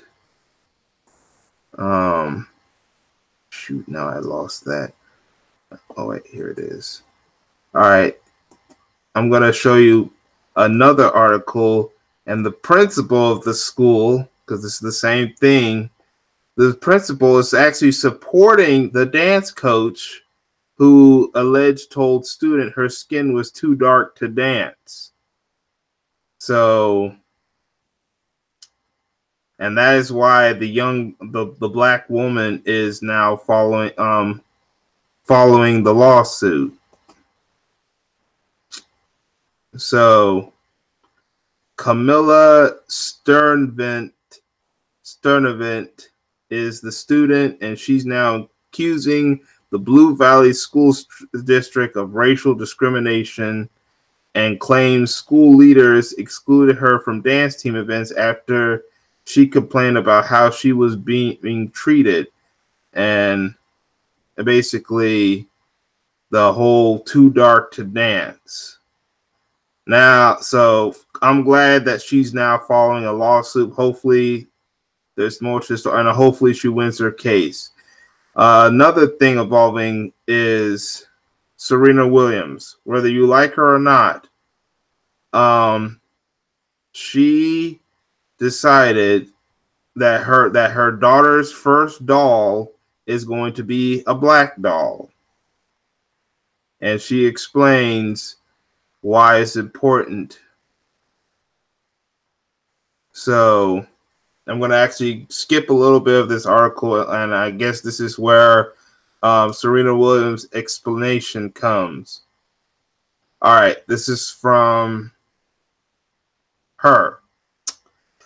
I wanted her to have a black doll, the 37-year-old said during a January. Matter of fact, I think she talks about it on here in this video, so I'm going to play this video instead. So, and Quickly is a doll I got for her. I wanted her to have a black doll. Growing up, I didn't have that many opportunities to have black dolls, and I was just thinking, like, I want her first doll to be black. And her heritage, obviously she's mixed. She's Caucasian and black, but I feel like that was her first doll, and I said her second doll would be Caucasian, and so I definitely want to always teach her love and teach her just basic what humans should always have love for each other, no matter what color they are. Actually, my nephew did. We were all sitting in our living room, and we were running around names, and he said, call her Quay. So he actually is the magic behind the name. So. Serena, I'm sure at this point you're used to that. Most times you step on the court, you're going for history. I'm just wondering, this time, does it feel different coming back as a mom? You had a bit of a break, all of that. Does it feel different going for that 24 record, or is it? I've been going for the record for what seems like forever now, so it doesn't feel any different. Serena, I know you kind of part of what happened at the US Open, but have you discussed with Patrick kind of what he does in the box? Obviously, there was the confusion at that tournament. And do you agree with him that on-court coaching should be allowed, that it would be better for the game? I literally have no comment.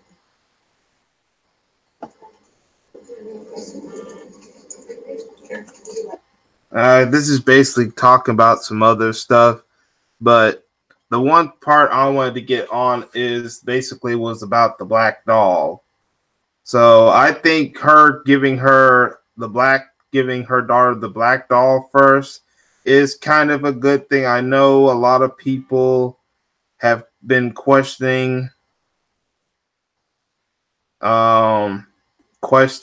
her about how she, when it comes to the topic of race, and how Serena Williams kind of basically tries to go away from it and stuff like that. But I'm wondering if her getting the black doll happens to be, maybe she finally realized that she has been going through very much racism, even though she tries to ignore it or something like that. I want to know your thoughts on the comment section. I mean, the chat room and in the comment section as well.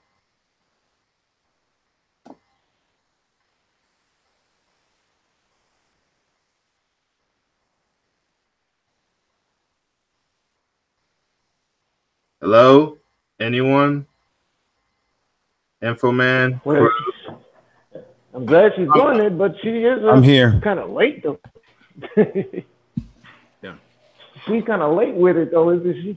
She should have been saying that back when they were drawing pictures of her and saying, oh, it's a feminist thing. It's because I'm a woman. No, it's because you're black. Like, what the hell is wrong with you? Now you want to go back to your roots and act like you're proud. I don't get that, but, you know, some people are contradictory. So.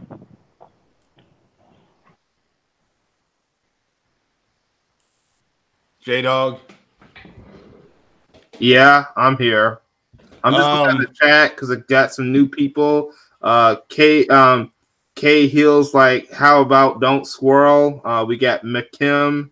She's in the chat, but would you like to say something? Yeah. Yes. Hang on for 1 minute.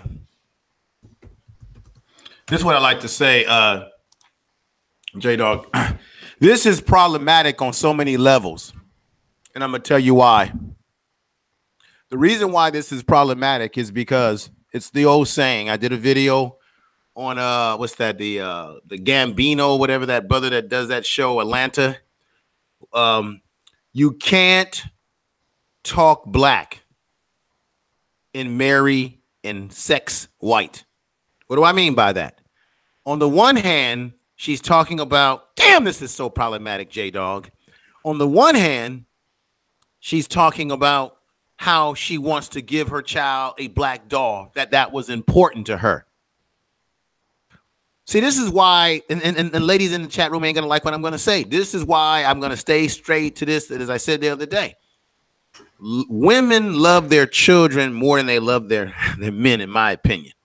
They're going to always have unconditional love for their children. So she has a child. She says she wants that child to have a black doll. That's very important. I get that. But this is the problem. Like I said, she married white. And not only did she marry white, she married a white boy, a cave boy. I would call him cave boy, who owns a social media called Reddit. God damn it.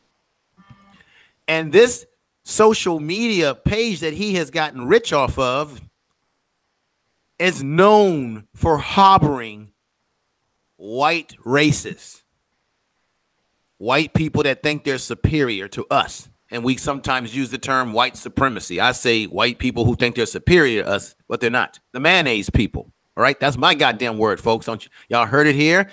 The mayonnaise people, the mayonnaise man. So she married a mayonnaise man.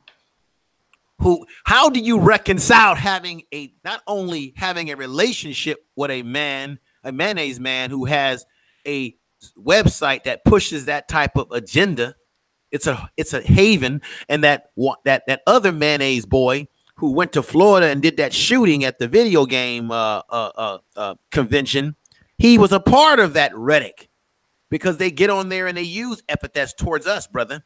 So she marries him knowing, come on now, I'm pretty sure she has heard this, that she has been exposed to people telling her about this. So this her mayonnaise father has talked about it. Her exactly. Well, yeah. Well, then why? Then I'm sorry. As much as I love her father and the way he stuck it to folks, to the mayonnaise people back in the day when they were young, why would you walk your child down the aisle with one of them? See, this is all the contradictions, brother. So you're gonna walk your child down the aisle? He didn't. He didn't show up at all. Okay. He didn't even come to the damn wedding. Okay. I want to interrupt you real quick. I stand correct on that. Then he's my number one brother still. I was about to sink him real bad here. He got his black card back. Huh? Okay. I'm sorry, everybody in the chat room. He gets his black card back. But let me finish up and shorten up my statement here. So this is the problem. She marries white, but now wants to talk black as it relates to her child having a black doll. First of all, you should have never married white if you really want your child to have an image of blackness. 2, you should have never married a mayonnaise man who runs a racist social media. That's 3. 4, now you want to play, let me be a buffer here because she's in the public eye and say, well, not only is I'm giving her a black doll, I'm giving her a white doll. You know why she did that? Because if she just would have said a black doll only, now the white folks would have questioned her and say, oh, Serena Williams is being racist. She only wants to give her child a black doll, right? And I bet you any kind of money, if she gave her child a white doll and said, I'm giving her a white doll because her father is white and that's part of her culture, nobody would question her within the white media. Maybe we would. Why would you only give your child? Why would you only give your child a white doll and not a black doll? They wouldn't see it as being racist. They would see her as being, oh, she's embracing the diversity of America, which is a bunch of bullshit. We're not living in a melting pot. We're in a salad bowl mixed up with all different type of bullshit. So this is the contradiction. So she goes on to try to make everyone feel comfortable. See, black folks, we do too much making people feel comfortable with us, especially black folks that are in the public eye. So this is she is a walking contradiction, because if she is so concerned about her child being black, she would have married a black man. Okay. Yes. Instead, she settled for a man. And this is what I don't understand. Serena Williams, as well as her sister, they both mess around. Venus messes around with white boys too. I think she married a white man for a minute. So I'm trying to figure this out. They grew up in a black community, South Central. The father had to go through struggles of dealing with racism. They have dealt with racism in the tennis world themselves. Why would you go and marry mayonnaise men when they represent and come from the very systems that was trying to be oppressive towards her father and her family? Something does not add up right here. So I say this. I'm sorry, I can't ride with Serena Williams anymore.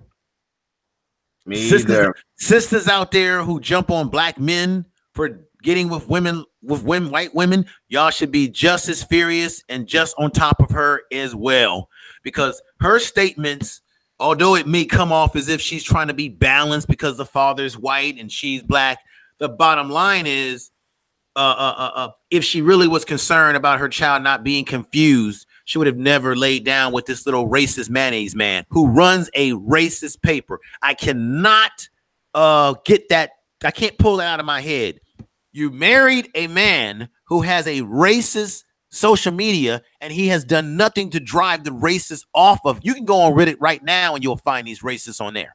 So how can you be married to him when he runs such a social media like that and give him a child and let this white man go up in you with his little mayonnaise, hot dog? Can't believe that. I'll be quiet now. And not to mention, when she had those incidents and the drawing, it took pressure to get that dude to defend her, because if we didn't say nothing, he would not show up. He was not willing to defend Serena. But I bet you if a black man went after Serena or him, he would have jumped immediately, no pressure at all. We got Gab and Penny Sparks. Hey, Gab, Penny Sparks, if you would like to come in here for a little while, I think I already left you links in the in your email or the Google Hangout or YouTube message. But if you want me to give you a new one, Gab, then I can give you one real quick. So I'm going to see if Gab wants to come in. I'm going to go into his email real quick to see if he wants to come on in.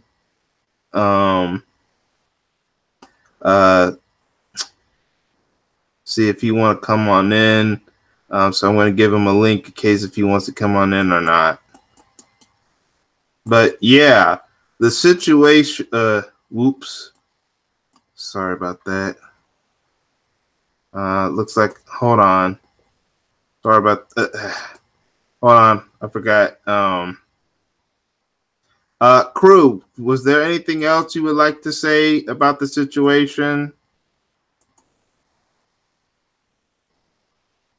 Yeah, I didn't know she gave her both dowels. I thought she just gave her the one. No, that makes it even more confusing. Yeah, but like Infoman said, if she were to only give her daughter the black doll and not a white one, yeah, the media, especially the white media, would go after her harder and would probably do more damage that they already done to her. So Gab, I left you an email in case you want to come in, Gab, if you're still in the chat room. Also gonna leave you a link in Google Hangout. Let's see, what's here? Penny Sparks, if you want to come on in, I'm gonna leave you a link in Google Hangout where your name is. So if you want to come on in, same with you, Gab, once again. So yeah, taking a little break. My bad. But that makes it even more confusing because I could have rolled with the black doll only, even if she was swirling and everything, fine. But the child is black. Give the child a black doll. That I can understand. It's like, okay, you're coming back around. But the missing component here, that's retarded. Exactly, brother. But this is the problem. I can't forgive any of that kind of stuff because she got herself involved with a guy, and it's documented that he has a website, he has a social media site that hovers these. Oh yeah, no, I know all that. Yeah, Reddit. No, I'm just talking about this. I'm just talking about the straight swirling on its own, just by itself, not by who she's swirling with. But what I'm talking about is that gets more down to the concrete of this. Is that she's involved? Not only is she swirling, she's swirling. Okay, that's one thing. And I noticed that. But she's involved herself with a mayonnaise man who is hovering a website, has a website that hovers these type of individuals. And he has not done anything to date to wipe these individuals off of his site. You have YouTube could get rid of us tomorrow if they wanted to. So therefore, if it's his site, he has control. He can go in there. He can have it monitored. He can get rid of them. From what I understand, you could still go on there and see these type of characters on these video games, gaming that they do. So my thing is, you're married to a man who has a site like that, has done nothing about it, tried to deny that he doesn't know anything about it. Okay. And then you're laying up having a child with an individual like this.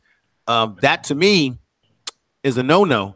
So therefore, I don't really care about anything that has to do with Serena Williams. I'm through with both her and her sister. They both been engaging with these type of mayonnaise people, and so I'm through with it. To me, it's not worth it because if a black man was with a white woman who owned a company or some website that was pushing these type of racial, white supremacist, whatever we want to call it, type of stuff, we would be all over that Negro. We would be calling him a coon,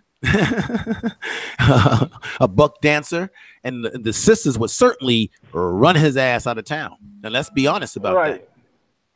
Go marry Meghan McCain or some shit like, oh, Lord. Yeah. Well, look. When she got married to the little English mayonnaise man over there, you had You mean people. Meghan Markle? Yeah, you had people being happy about it. Wait a minute. You know, everybody, because she's marrying into a royal family that's been known for killing. I mean, the English, that royal family did colonialism on So Africa. inbred. But listen, let me put my daughter's internet on. They did colonialism on Africa and various other parts of the world. Why would you marry into a family that has a history of blood on their hands? Yeah.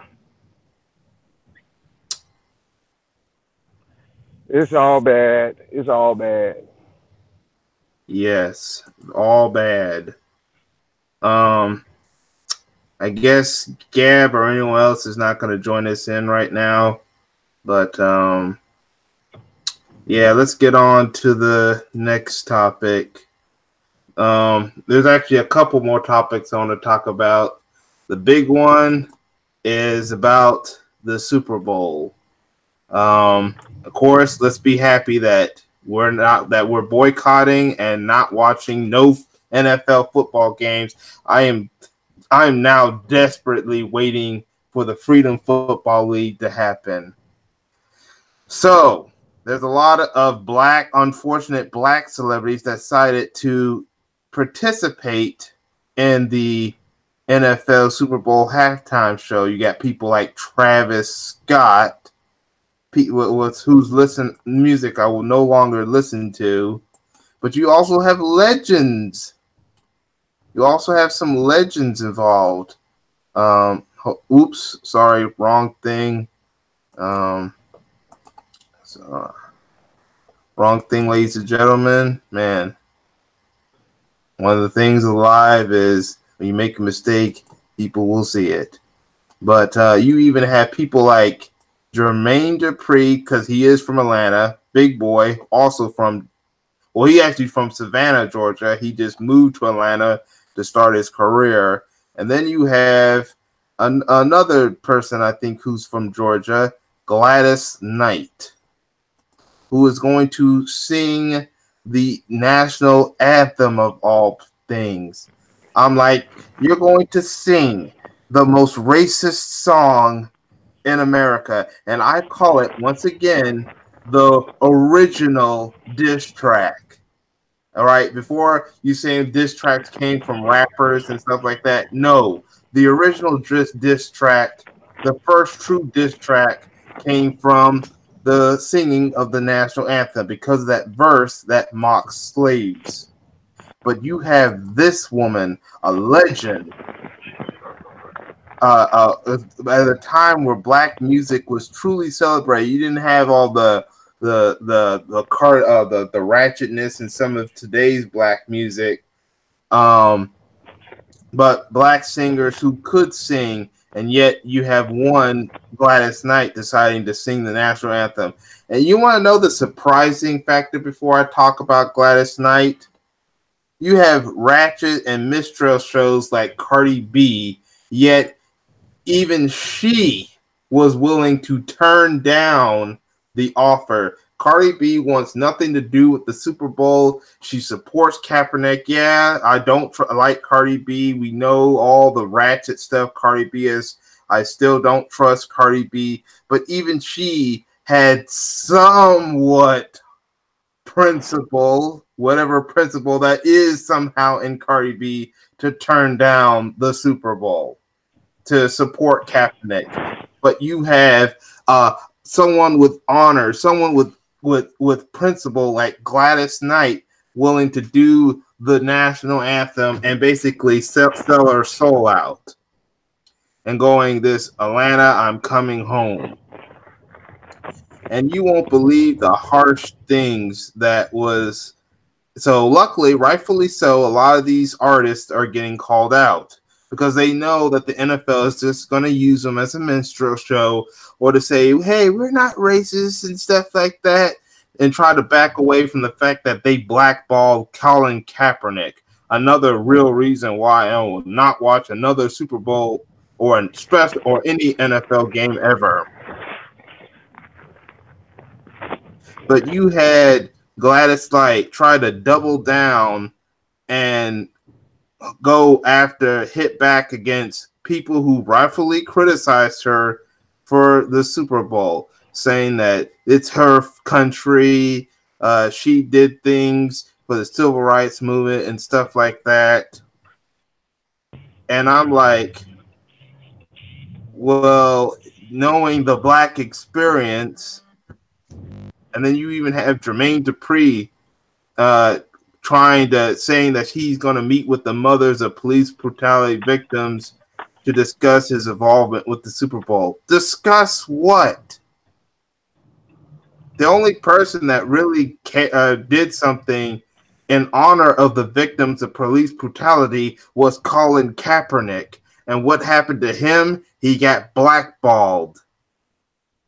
The rest of these guys are just being a bunch of minstrels. And Travis Scott, you know what Travis Scott did? He said that Colin Kaepernick gave him the green light. But you know what?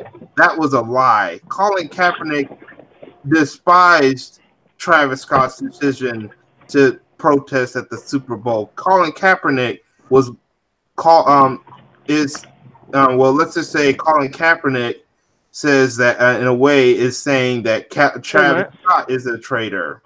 Yep. I just happened to see it there. So. And then Travis Scott wants to hide the fact that the only reason why he agreed is that get the NFL to go to a charity of his choice and donate $5,000. That's it, $500,000 to a charity of his choice. What charity? And what makes you think that the NFL will actually do it, Travis Scott? That's why I deleted some of his. There were a couple songs of Travis Scott that I liked, but you know what I did? I deleted half these people's songs, or almost all of them, off my phone, and I will continue to find more songs and delete off my phone and stuff, because in my way of boycotting against these individuals, I started with Travis Scott. We talk about, well, we want to boycott these white establishments, but you know what? We're going to have to start also boycotting and boycotting some of these coonish black artists and athletes and politicians and businesses and stuff, if they are not going to be part of the black agenda, if they're not going to be part of trying to fix the black community and going to coon out and stuff like that. That's a way we need to help these people.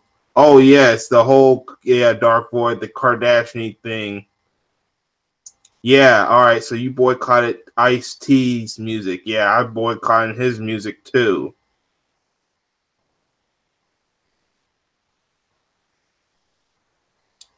Yeah, and stuff like that. So, what do y'all have to say about the situation in the chat room?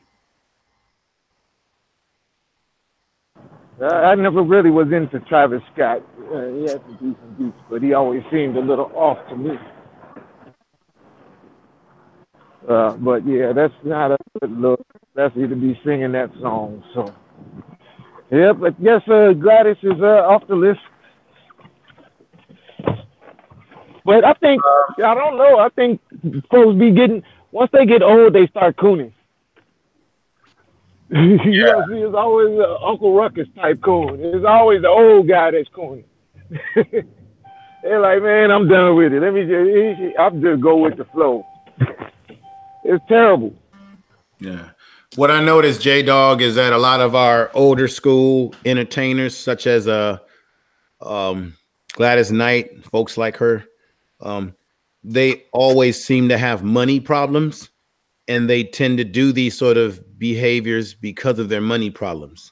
Now, Gladys Knight is interesting because, you know, she lives in Las Vegas. She had a gambling problem. I don't know how many people are aware of that she had a gambling problem. There would be times when she would be in the casinos for hours, and they would have to call her, get in contact with her in the casino and say, hey, you didn't pick up your daughter from school. And that's when she said to herself that she realized she had a gambling problem, because in casinos, they don't put clocks in there. They don't want you to know what time it is, because they just want you to be in there for endless amount of time. But with the free drinks. with the free drinks. Thank you, brother. So a lot of times when you see our people doing this, they need the money, and they need the money. I mean, I bet you 9, 10 times she needed the money. And Carly B, she's a younger entertainer, so maybe she don't really need the money like that right now because she's got other options. But some of your older artists who ain't people ain't checking for them like they used to. I'm sorry, it's a kind of a shame, but she came from that generation when a lot of black artists, they signed really bad contracts and they don't have the sort of wealth that you think they should have at this late in their life. I think it was money. She was willing to sell out her principles for the money, love for the money. And we know that we need money to survive in this world. My problem is not that she was willing to sell out just to get some money. We all work for someone who's non-black. And she could have just gone with that, and that's what even Harvey Superboy. No, my problem was how she tried to defend herself. She's saying that this is my country. She's trying to wave the American flag. This is my country and stuff like that. And this is not your country. I mean, if this is your country, then why would this country treat your people like dogs? Okay, but J-Dog, remember what I was saying earlier. Don't allow the minimum to affect you from understanding the maximum. When black people like Gladys Knight of her generation begin to coon like this, it's because of economic reasons that play a role, and by her waving the flag and playing the diplomatic role, she's hoping that people will say, wow, that's a different. She's hoping that it's like marketing for her. She's hoping that that's going to open up doors for her to get a tour, for some white person out there to say, hey, we want to produce an album. We want to put you on this old school tour. A lot of times, black folks like Gladys Knight, they're doing this not only to get money, but they're also going to coon and buck and show their teeth and smile enough, hoping that it's going to open up the door for other opportunities because she's the what? She's the good Negro.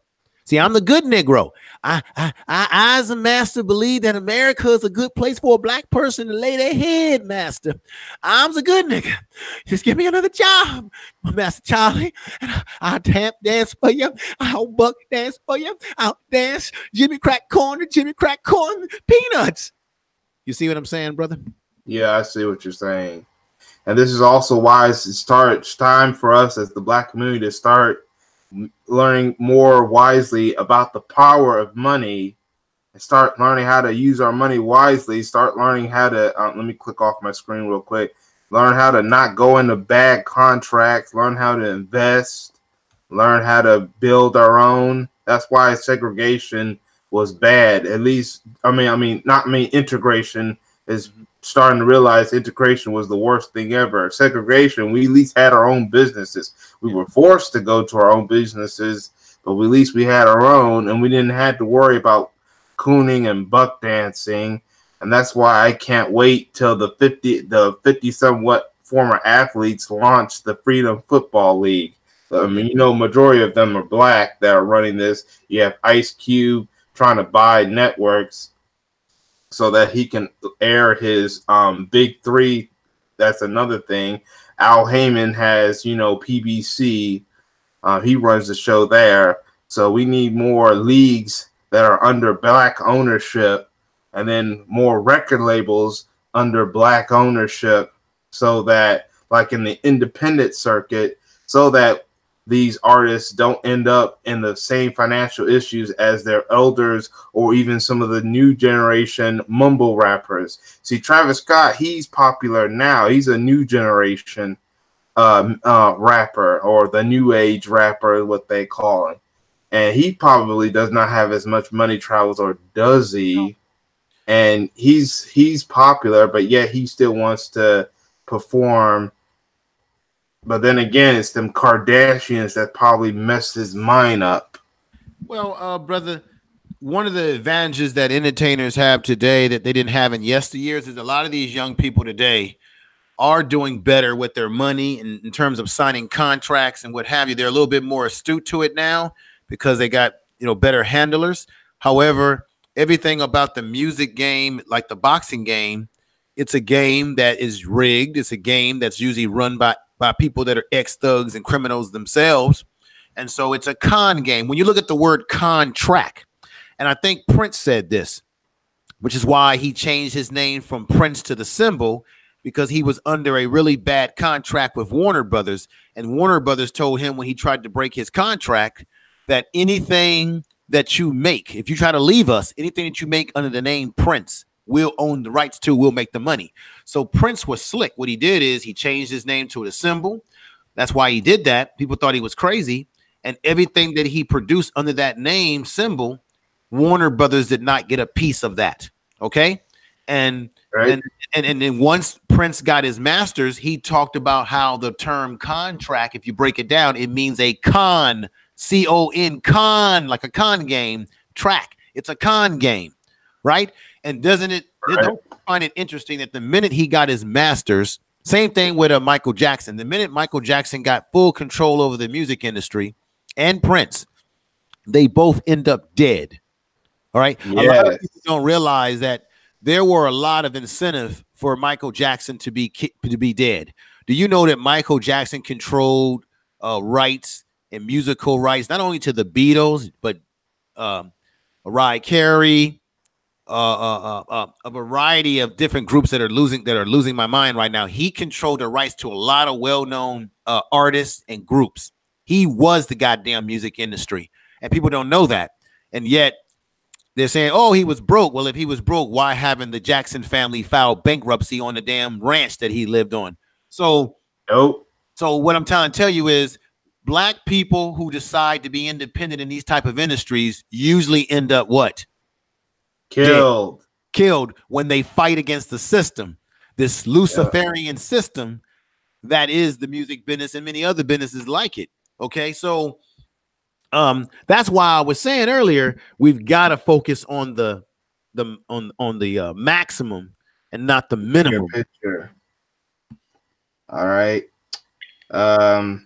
Crew, do you have anything to say about what Information Man has to say before we get on to our final topic? Crew. No, he said it all. He said it all. He said it all on that. So, all right. So we're going to get on to our final topic. All right. Yes. Our final topic happens to be Jason Van Dyke's sentencing for the murder of Laquan McDonald. He was only sentenced for a few months to maybe 6-7 years in prison. Meanwhile, the police officers that were trying to cover for him, they're being acquitted, as in they're about to be let go. He's the only one that's going to be stuck in prison. Now, Crew, I was looking at one of your videos about what Professor Black Truth was talking about, and you actually they actually said the names of the judges. What were the names of the judges that you talked about in that video? I can't remember offhand. I know one of them was ended with a G. That was Jason Van Dyke's judge, and then it was some female associate judge that her term is coming up this it's coming up this fall. Oh, so she got an election coming this up. Summer.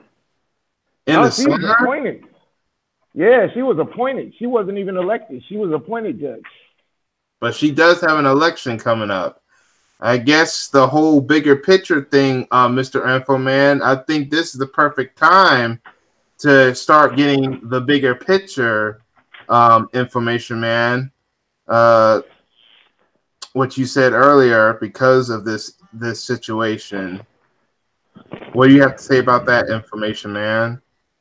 Well, give me I was distracted by something, but give me a recap of what Crew just said. Crew said that there's a judge, one of the judges of the two cases both involving Laquan McDonald's murder, is up for election this summer. And I'm talking about this because we're talking about the sentencing of Jason Van Dyke.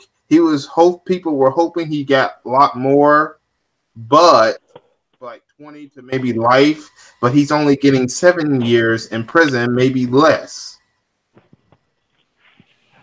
Brother, you know, how many can anyone in the chat room or even Brother Crew or yourself, how many can you name how many police officers who have killed black men, particularly black men? How many of them have been convicted of killing black men in these situations? How many? Can you name them? Can't really name them, but I know it's either none to almost not that many. Not that many to almost none. I think it's like two. The dude Thank from, you, Crew. Thank you. Yeah, like two. It's two. It might be three because wasn't there someone else that it could be three now, but two. So if police are killing, damn, I had the numbers too, brother. I did a show about this. I had the numbers about how many people they're killing a year. The police are killing people, man. They killed like what, 800, 700. They're killing people at high numbers. So if police are killing people at high numbers, and they're definitely killing black men or have killed black men, and you only got 2 police that have been convicted, maybe 3 up to now, of killing in the line of their duty and doing something wrong, that's a damn shame. Look. Walter Scott, and I always bring up Walter Scott because it was so blatant. We saw it. Walter Scott got stopped on a routine traffic stop. He got scared and he ran off because he owed money on back child support. That's why the cops were changed. So now here you have a man who jumps out of his car. He runs away. The police had everything he needed. He had the VIN number on the car. He had the matter of fact, he left his identification in the car. So they had everything that they needed to track this man. You're going to shoot this man dead in the back. Not because he killed someone, he robbed something, but because they were trying to get him for child support. They had everything they needed. They killed the man, shot him in the back. And you saw on the video that they were trying to make it look like he grabbed the gun by trying to plant a stun gun on him.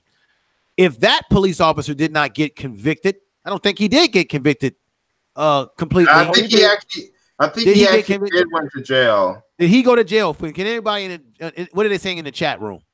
They're saying Michael Slager went one. Mr. said Michael Slager, indicating that was one of the police officers that's now about to spend time in jail. Okay, so then that means that he would be number 2 or 3. But anyway, you get the point. If there's only 2, maybe 3 officers in jail, what does that tell you? The system is truly against us. It's working exactly as it's intended. It's truly against us, and it's a police state. But this is what Professor Truth was saying, right? He said, "Look, either way with the whatchamacallit, Jason Van Dyke thing, either way, it's a win for us. Why? Because look, if he'd have got the maximum, fine, that's a win. But now, like you see the fuckery, it's like, man, they're exposing themselves. They painted themselves in a corner because they've been exposing themselves. So the jury wasn't gonna not convict them because the jury knew what it was. It was the prosecutor who said that Laquan McDonald was running towards the cop when she was prosecuting the 3 cops. I'm like, are you prosecuting them or defending them? What the hell? Like, are you the defense attorney or the prosecutor? And then the judge in the Jason Van Dyke case, he only sentenced him for the murder and not for the other 16 counts because he said, oh, the murder charge was most serious. Well, if that's the most serious, then why didn't you give him the max? You know what I mean? Like he made all kind of excuses for this, and now it's like, no, it's the emperor walking around with no clothes thinking he got on some new Yves Saint Laurent.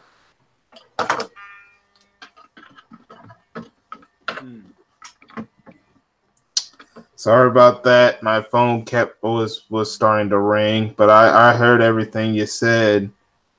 Now I also said that from when I looked at your video, Crew, he said that we need to put our own people into the thing. to basically if when it comes to elections, it starts time to forming an economic base and basically forming a political base to put our people that are going to be in the best interest for us in there. Exactly. Do you think if it was one of us, do you think if it was you, J Dog, me, Nyla, Cerulean, Charles, somebody else involved in this, you know what I mean? And we're the ones that's prosecuting the case. You think the case would have went down this way? No, it wouldn't. Dude, all of them would have got thrown under the jail. And half the force would have got fired. You know what I mean? That's the Gray Faulkner initiative. That's the same thing. We got to put our people in the places that we can control, so that we can mitigate some of the circumstances in this white supremacy system. Infoman, do you have anything to say about what Crew just said? Crew, I'm sorry. Repeat what you just said, Crew. I said, Professor Truth, he was saying the same thing. Like, we need to put our people into these places, into the system, like into the legal system. I've been saying the police. Yeah, because then we can mitigate some of this stuff. Because, like I said, if it was me, you, J Dog, Cerulean, Gab, and Charles Faulkner in there, guess what? This shit wouldn't have went down like that. Not at all. You know? Yeah, I think that, and I've said this before. I know it sounds radical what I'm about to say, but I believe that black people should infiltrate every institution of this society. Now, check this out. When you look at, and I work with these kind of guys at work, so I know what I'm talking about, folks. Please hear me out, because I talk to skinheads. I deal with these kind of people who think that they are superior to us, these mayonnaise people, okay? And what they do is, back in the early 80s, 70s, what have you, for those that have been around for some time, and they used to wear the combat boots, the jeans, the leather jackets, and they would walk the streets and they would attack and bust in people's houses and kick you down with their combat boots. Then their leadership said, we can't afford for y'all to be getting in prison like the Negroes. We can't afford for y'all to be in jail. We need to get you guys cleaned up and have you infiltrate. So if you are like in that movie Higher Learning, you had the skinhead telling the one dude, you need to be back in school getting that education so that we can fight this battle on all fronts. Well, check this out. We as black people, I'm sorry, we need our blue collar black folks. We need our white collar. We need our thugs on the street. We need to get with our people, no matter where they are, and say, we need to get you to infiltrate the system. So if that means, for example, a lot of us don't like being on jewelries. How do you think that black people don't get justice sometimes? Because you have an all white jewelry, right? Now, I know you're going to say, well, they'll just get rid of us. If we were to flood those jewelry pools, we could get on there.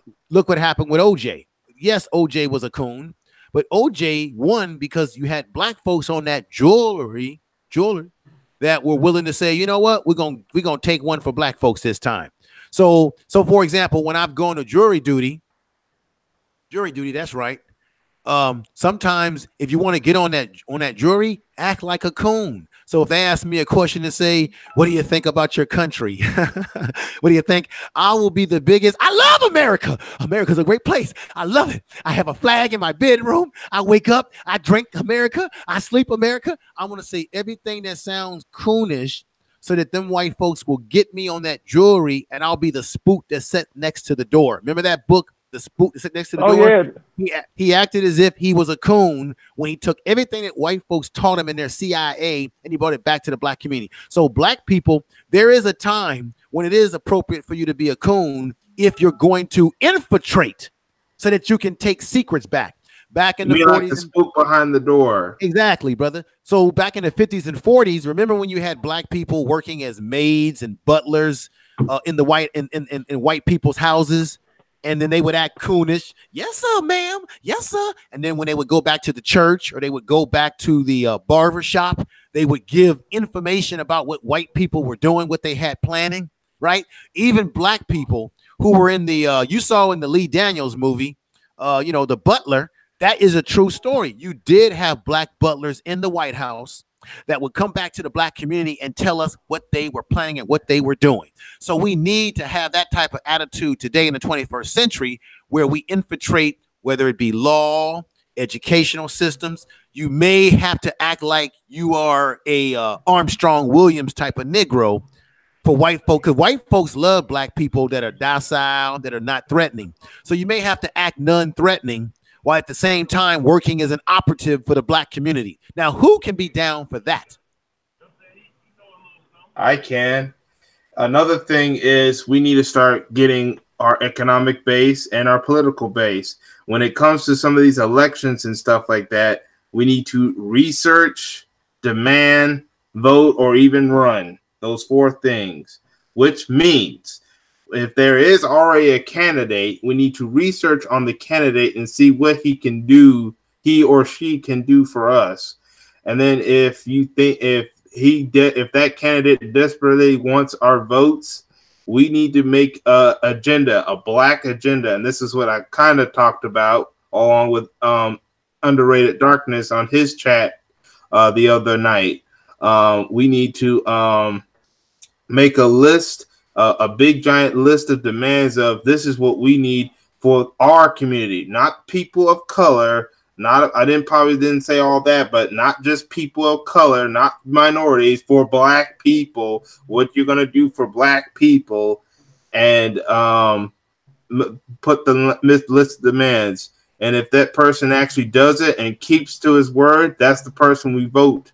If it doesn't, then we hold our vote and we'll either go to the candidate or not vote at all. Now, if we have no candidate, then it's up our time that we need to create a candidate of our own and then have the economic backing to back that candidate. I probably didn't say a lot of this, but now I'm saying this now, to back the candidate and make sure that he doesn't take corporate PAC money. That's another thing. That person does not take corporate PAC money, because if it per candidate takes corporate PAC money, that's going to compromise that candidate to the bidding of the corporations.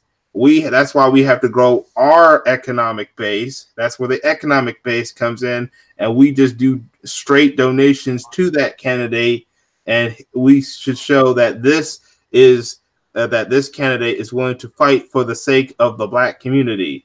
And then, of course, vote and run. That candidate runs, or we vote for the candidate that's willing to fight on our behalf. So that's what we need to do.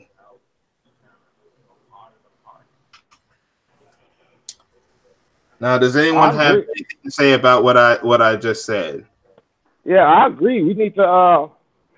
I agree. And the easiest places for us to get our candidates into is the school boards, right? Because remember, that's my whole thing, is change the minds to change the culture, right? So if you get our people in on the school boards, that's actually changing the minds. On the what? Council, school board, yeah, those are the smaller local level government we need to start with first. Yep, yeah, and I mean the school board is even smaller than the damn city council.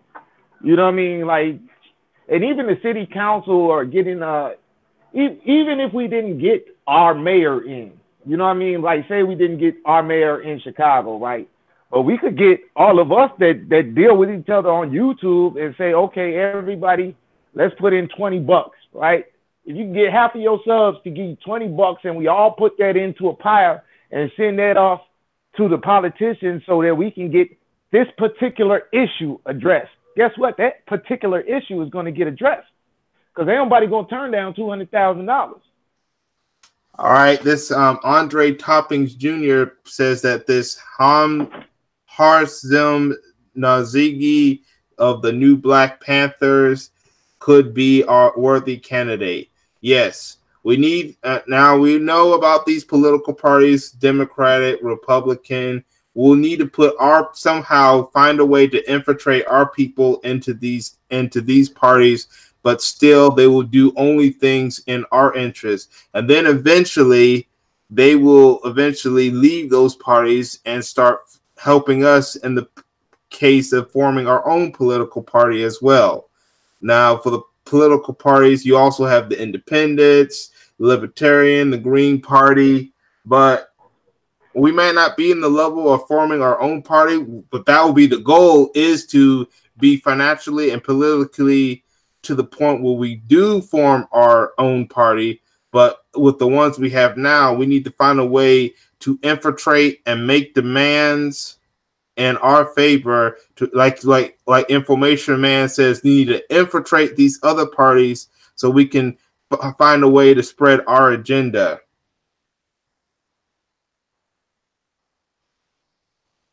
Now, does anyone have any other questions? I think we said what we need to say on that. For for now, I mean, we could go deeper into it, but we'll turn this into a BGS hangout.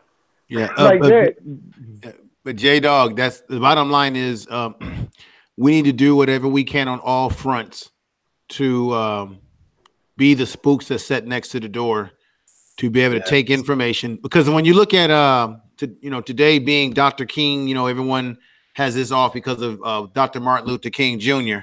Where did black people organize first? It was in the church. And like I said, you had those same maids, black maids and butlers that would go to the church, and they would give what we would call intelligence. And that would help black folks to organize in some of the churches across the country, what we call the civil rights movement today. Say what you will. That is where, say what you will about the church, Christianity, and what have you. That is where a lot of organizing took place for black folks because of intel, because black folks had infiltrated these systems that they found themselves working in as, subordinate in these jobs like maids and butlers and grass keepers and things of this nature.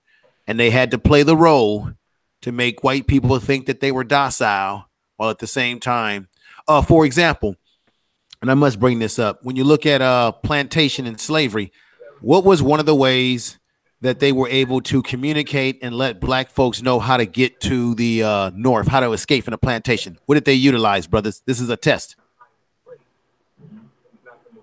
A railroad? No. CRU. What was one of the ways that they utilized to communicate to people how to get to certain places? The Bible? No, songs. Follow the drinking gourd, shit like that.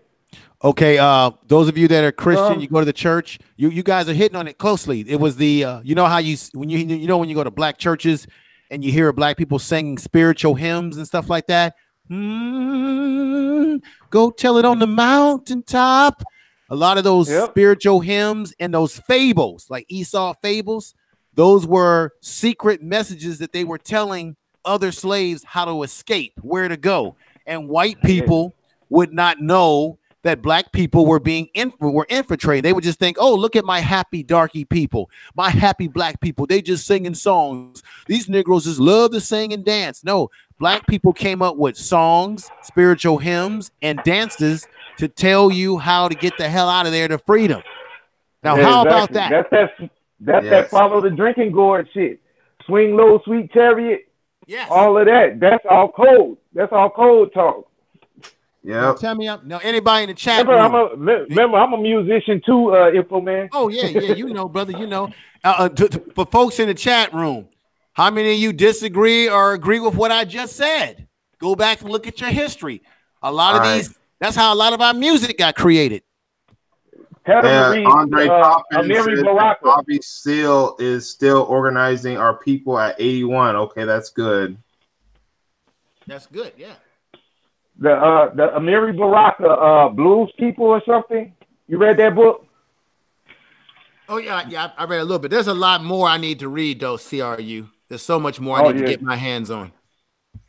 We all need to start putting book lists together on our community pages or something like that. Like where you put your, the little chats or whatever. My page ain't big enough to have a community page, but you know where you can put the comments and stuff. Yeah. We should create I know people have done it before, book clubs where you pick a book for everybody to break down and analyze live on. We should do something like that where we get a book. People have done it with the Art of War and stuff like that. And we have an assignment where we come on live and we have each person, break down what they've studied, what they've read. That kind of stuff is fantastic. All right. Oh yeah. Okay. I'm about to wrap this up. If there was anything in this live stream that you missed, check out the replay. Um, uh, Information Man. We talked about some stuff earlier, like about the incident with the Israelites and then the Native American and stuff. If you want to see that stuff, the earliest stuff that we talk about, or the high school kids and the Trump banner, you can check out the replay and you can look at that stuff that we talked about earlier. Me and Crew talked about earlier on the replay. If you want to, Information Man, as well as sharing this video to anyone that missed the whole entire video, or even if they watched it, they still may have missed something and want to watch the replay. So okay, so yeah, y'all can watch the replay of the live stream and stuff. So I'm about to wrap this up. Also, make sure you subscribe to me on my oops, can't say that word. I forgot. They mess with your algorithm if you say that one word. But I do wish that people also support me in some of these other platforms. I now you heard about what happened with Black Spot, Info Man? I heard what I've heard is that they've made some changes or something. I'm on Black Spot. Don't get me wrong. I do have a Black Spot account. But I think they're making some changes. I use Black Spot on my actual cell phone, and I even try to use Black Twitter. But I have a lot. They have a lot of logistic problems when you use it on your handheld devices. There's still some bugs that they're gonna have to continue to work out. But give me the latest update. And I got an update on Black Junction TV too. Go ahead, brother. The website blackspot.com has now been turned to a website called blackspace.com. So okay, blackspace.com. Yeah, Black Space. That's the BLAQ and then the word space. You might have to create a new account, and then they still have Black Spot TV. That's going to be like the YouTube style. And then I just found a new website. Well, actually, it started off as an app. Now there was a reason why they turned it to a website, but it's like the Black Twitter. It's called blitter.app. I already have an account. Let me show you real quick. Put that name. I always get it messed up. Put that new name in the chat room for folks can see that J-Dog. All right, but first, this is my account for if y'all want to follow me, the website will be on here as well. The name of the website will be on here. This is Blitter. Yes, Blitter. That's what it's called. Blitter.app. Now this is just the link to my account, but the website is called Blitter.app. Now what I'm about to show you else is the other website. So let me go over here real quick. This is Black Space. That's my account, and that's me, of course. I know the picture is upside down, but you know something was screwed with the. I'm gonna have to figure out how to fix that, but I'm not sure if I'll ever get it fixed. But we do what we can. This is another account to, but this will also get you to the website. This is Black Space. I have the links to both my accounts, but if you just want to go in just to create your own account or to, and I might talk about the importance of supporting these websites, these Black-owned websites in the near future. But these are just my my new accounts. Okay, I'm gonna have to create. So that means if I have a account on Black Spot under the old name, are you saying, J-Dog, that I'm going to have to go back in and create a new account under the new name, which is Black Space? You might have to do that. I just created a new one because I had to take off the financial part of Black Spot because, you know, money issues, but I got that fixed. But I think you might have to go to the YouTube or Facebook channel of Daryl Clueless Black Spot Facebook or YouTube account. because he explains his stuff.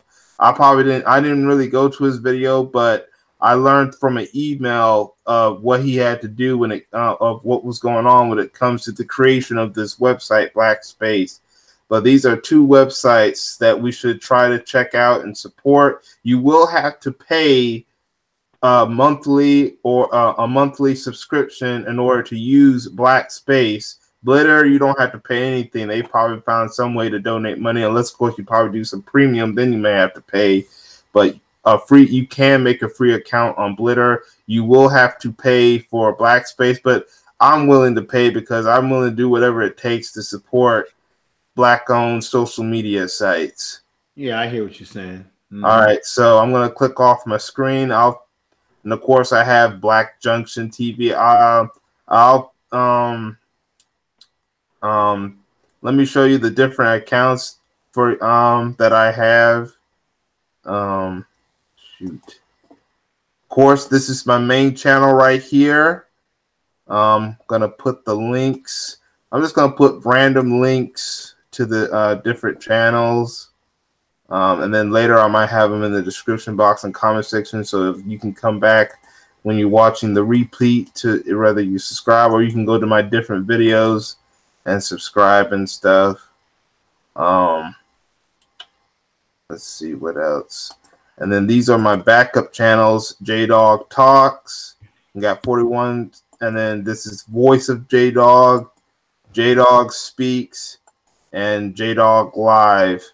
These are my backup. Was my original live stream. I use that as a backup in case if anything happens where I can't use live streams on this main channel. So I'll have this. Of course, this is my Black Junction TV and blackjunction.com. This is the Facebook style of Black Junction. This is blackjunction.com. So I'm going to give y'all different links. So while I do that, do y'all have any final statements?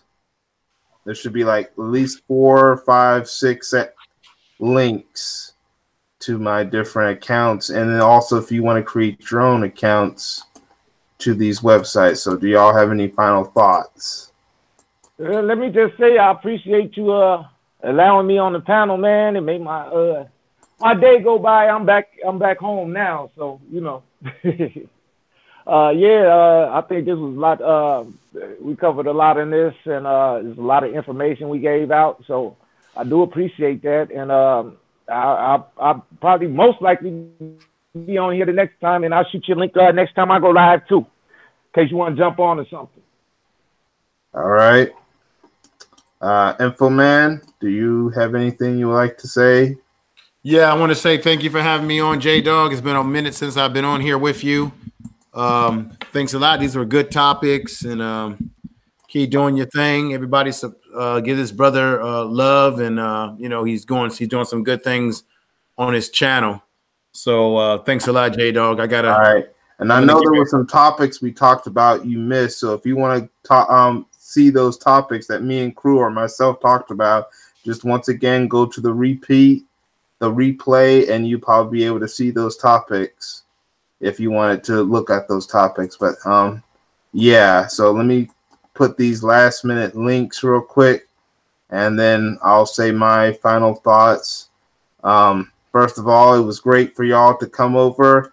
Make sure you also subscribe to, support Information Man. He gets a lot of good stuff on his channel. He does interviews. He talks about important topics. And, you know, he really gets into deep and stuff way more than I do. Also, make sure you subscribe to, support Crew. He's like the music man. He talks about different topics. He also likes to do like music and stuff like that. So it's good that we have people like him. So let me put in this last link. Make sure y'all go into those different links and support. And like I said, if there was anything, if you didn't get to see the whole thing, or if there was something you think you may have missed, just come back to the repeat and you'll see the other topics that you may not got to see me talk about. But now I'm about to close this window. All right, so that's all I have to say for now. Thank you for coming, and I hope to talk to y'all in another video or stream. Peace, everyone. Peace out. All right. Peace out. Peace out, brother. Okay. And we are out.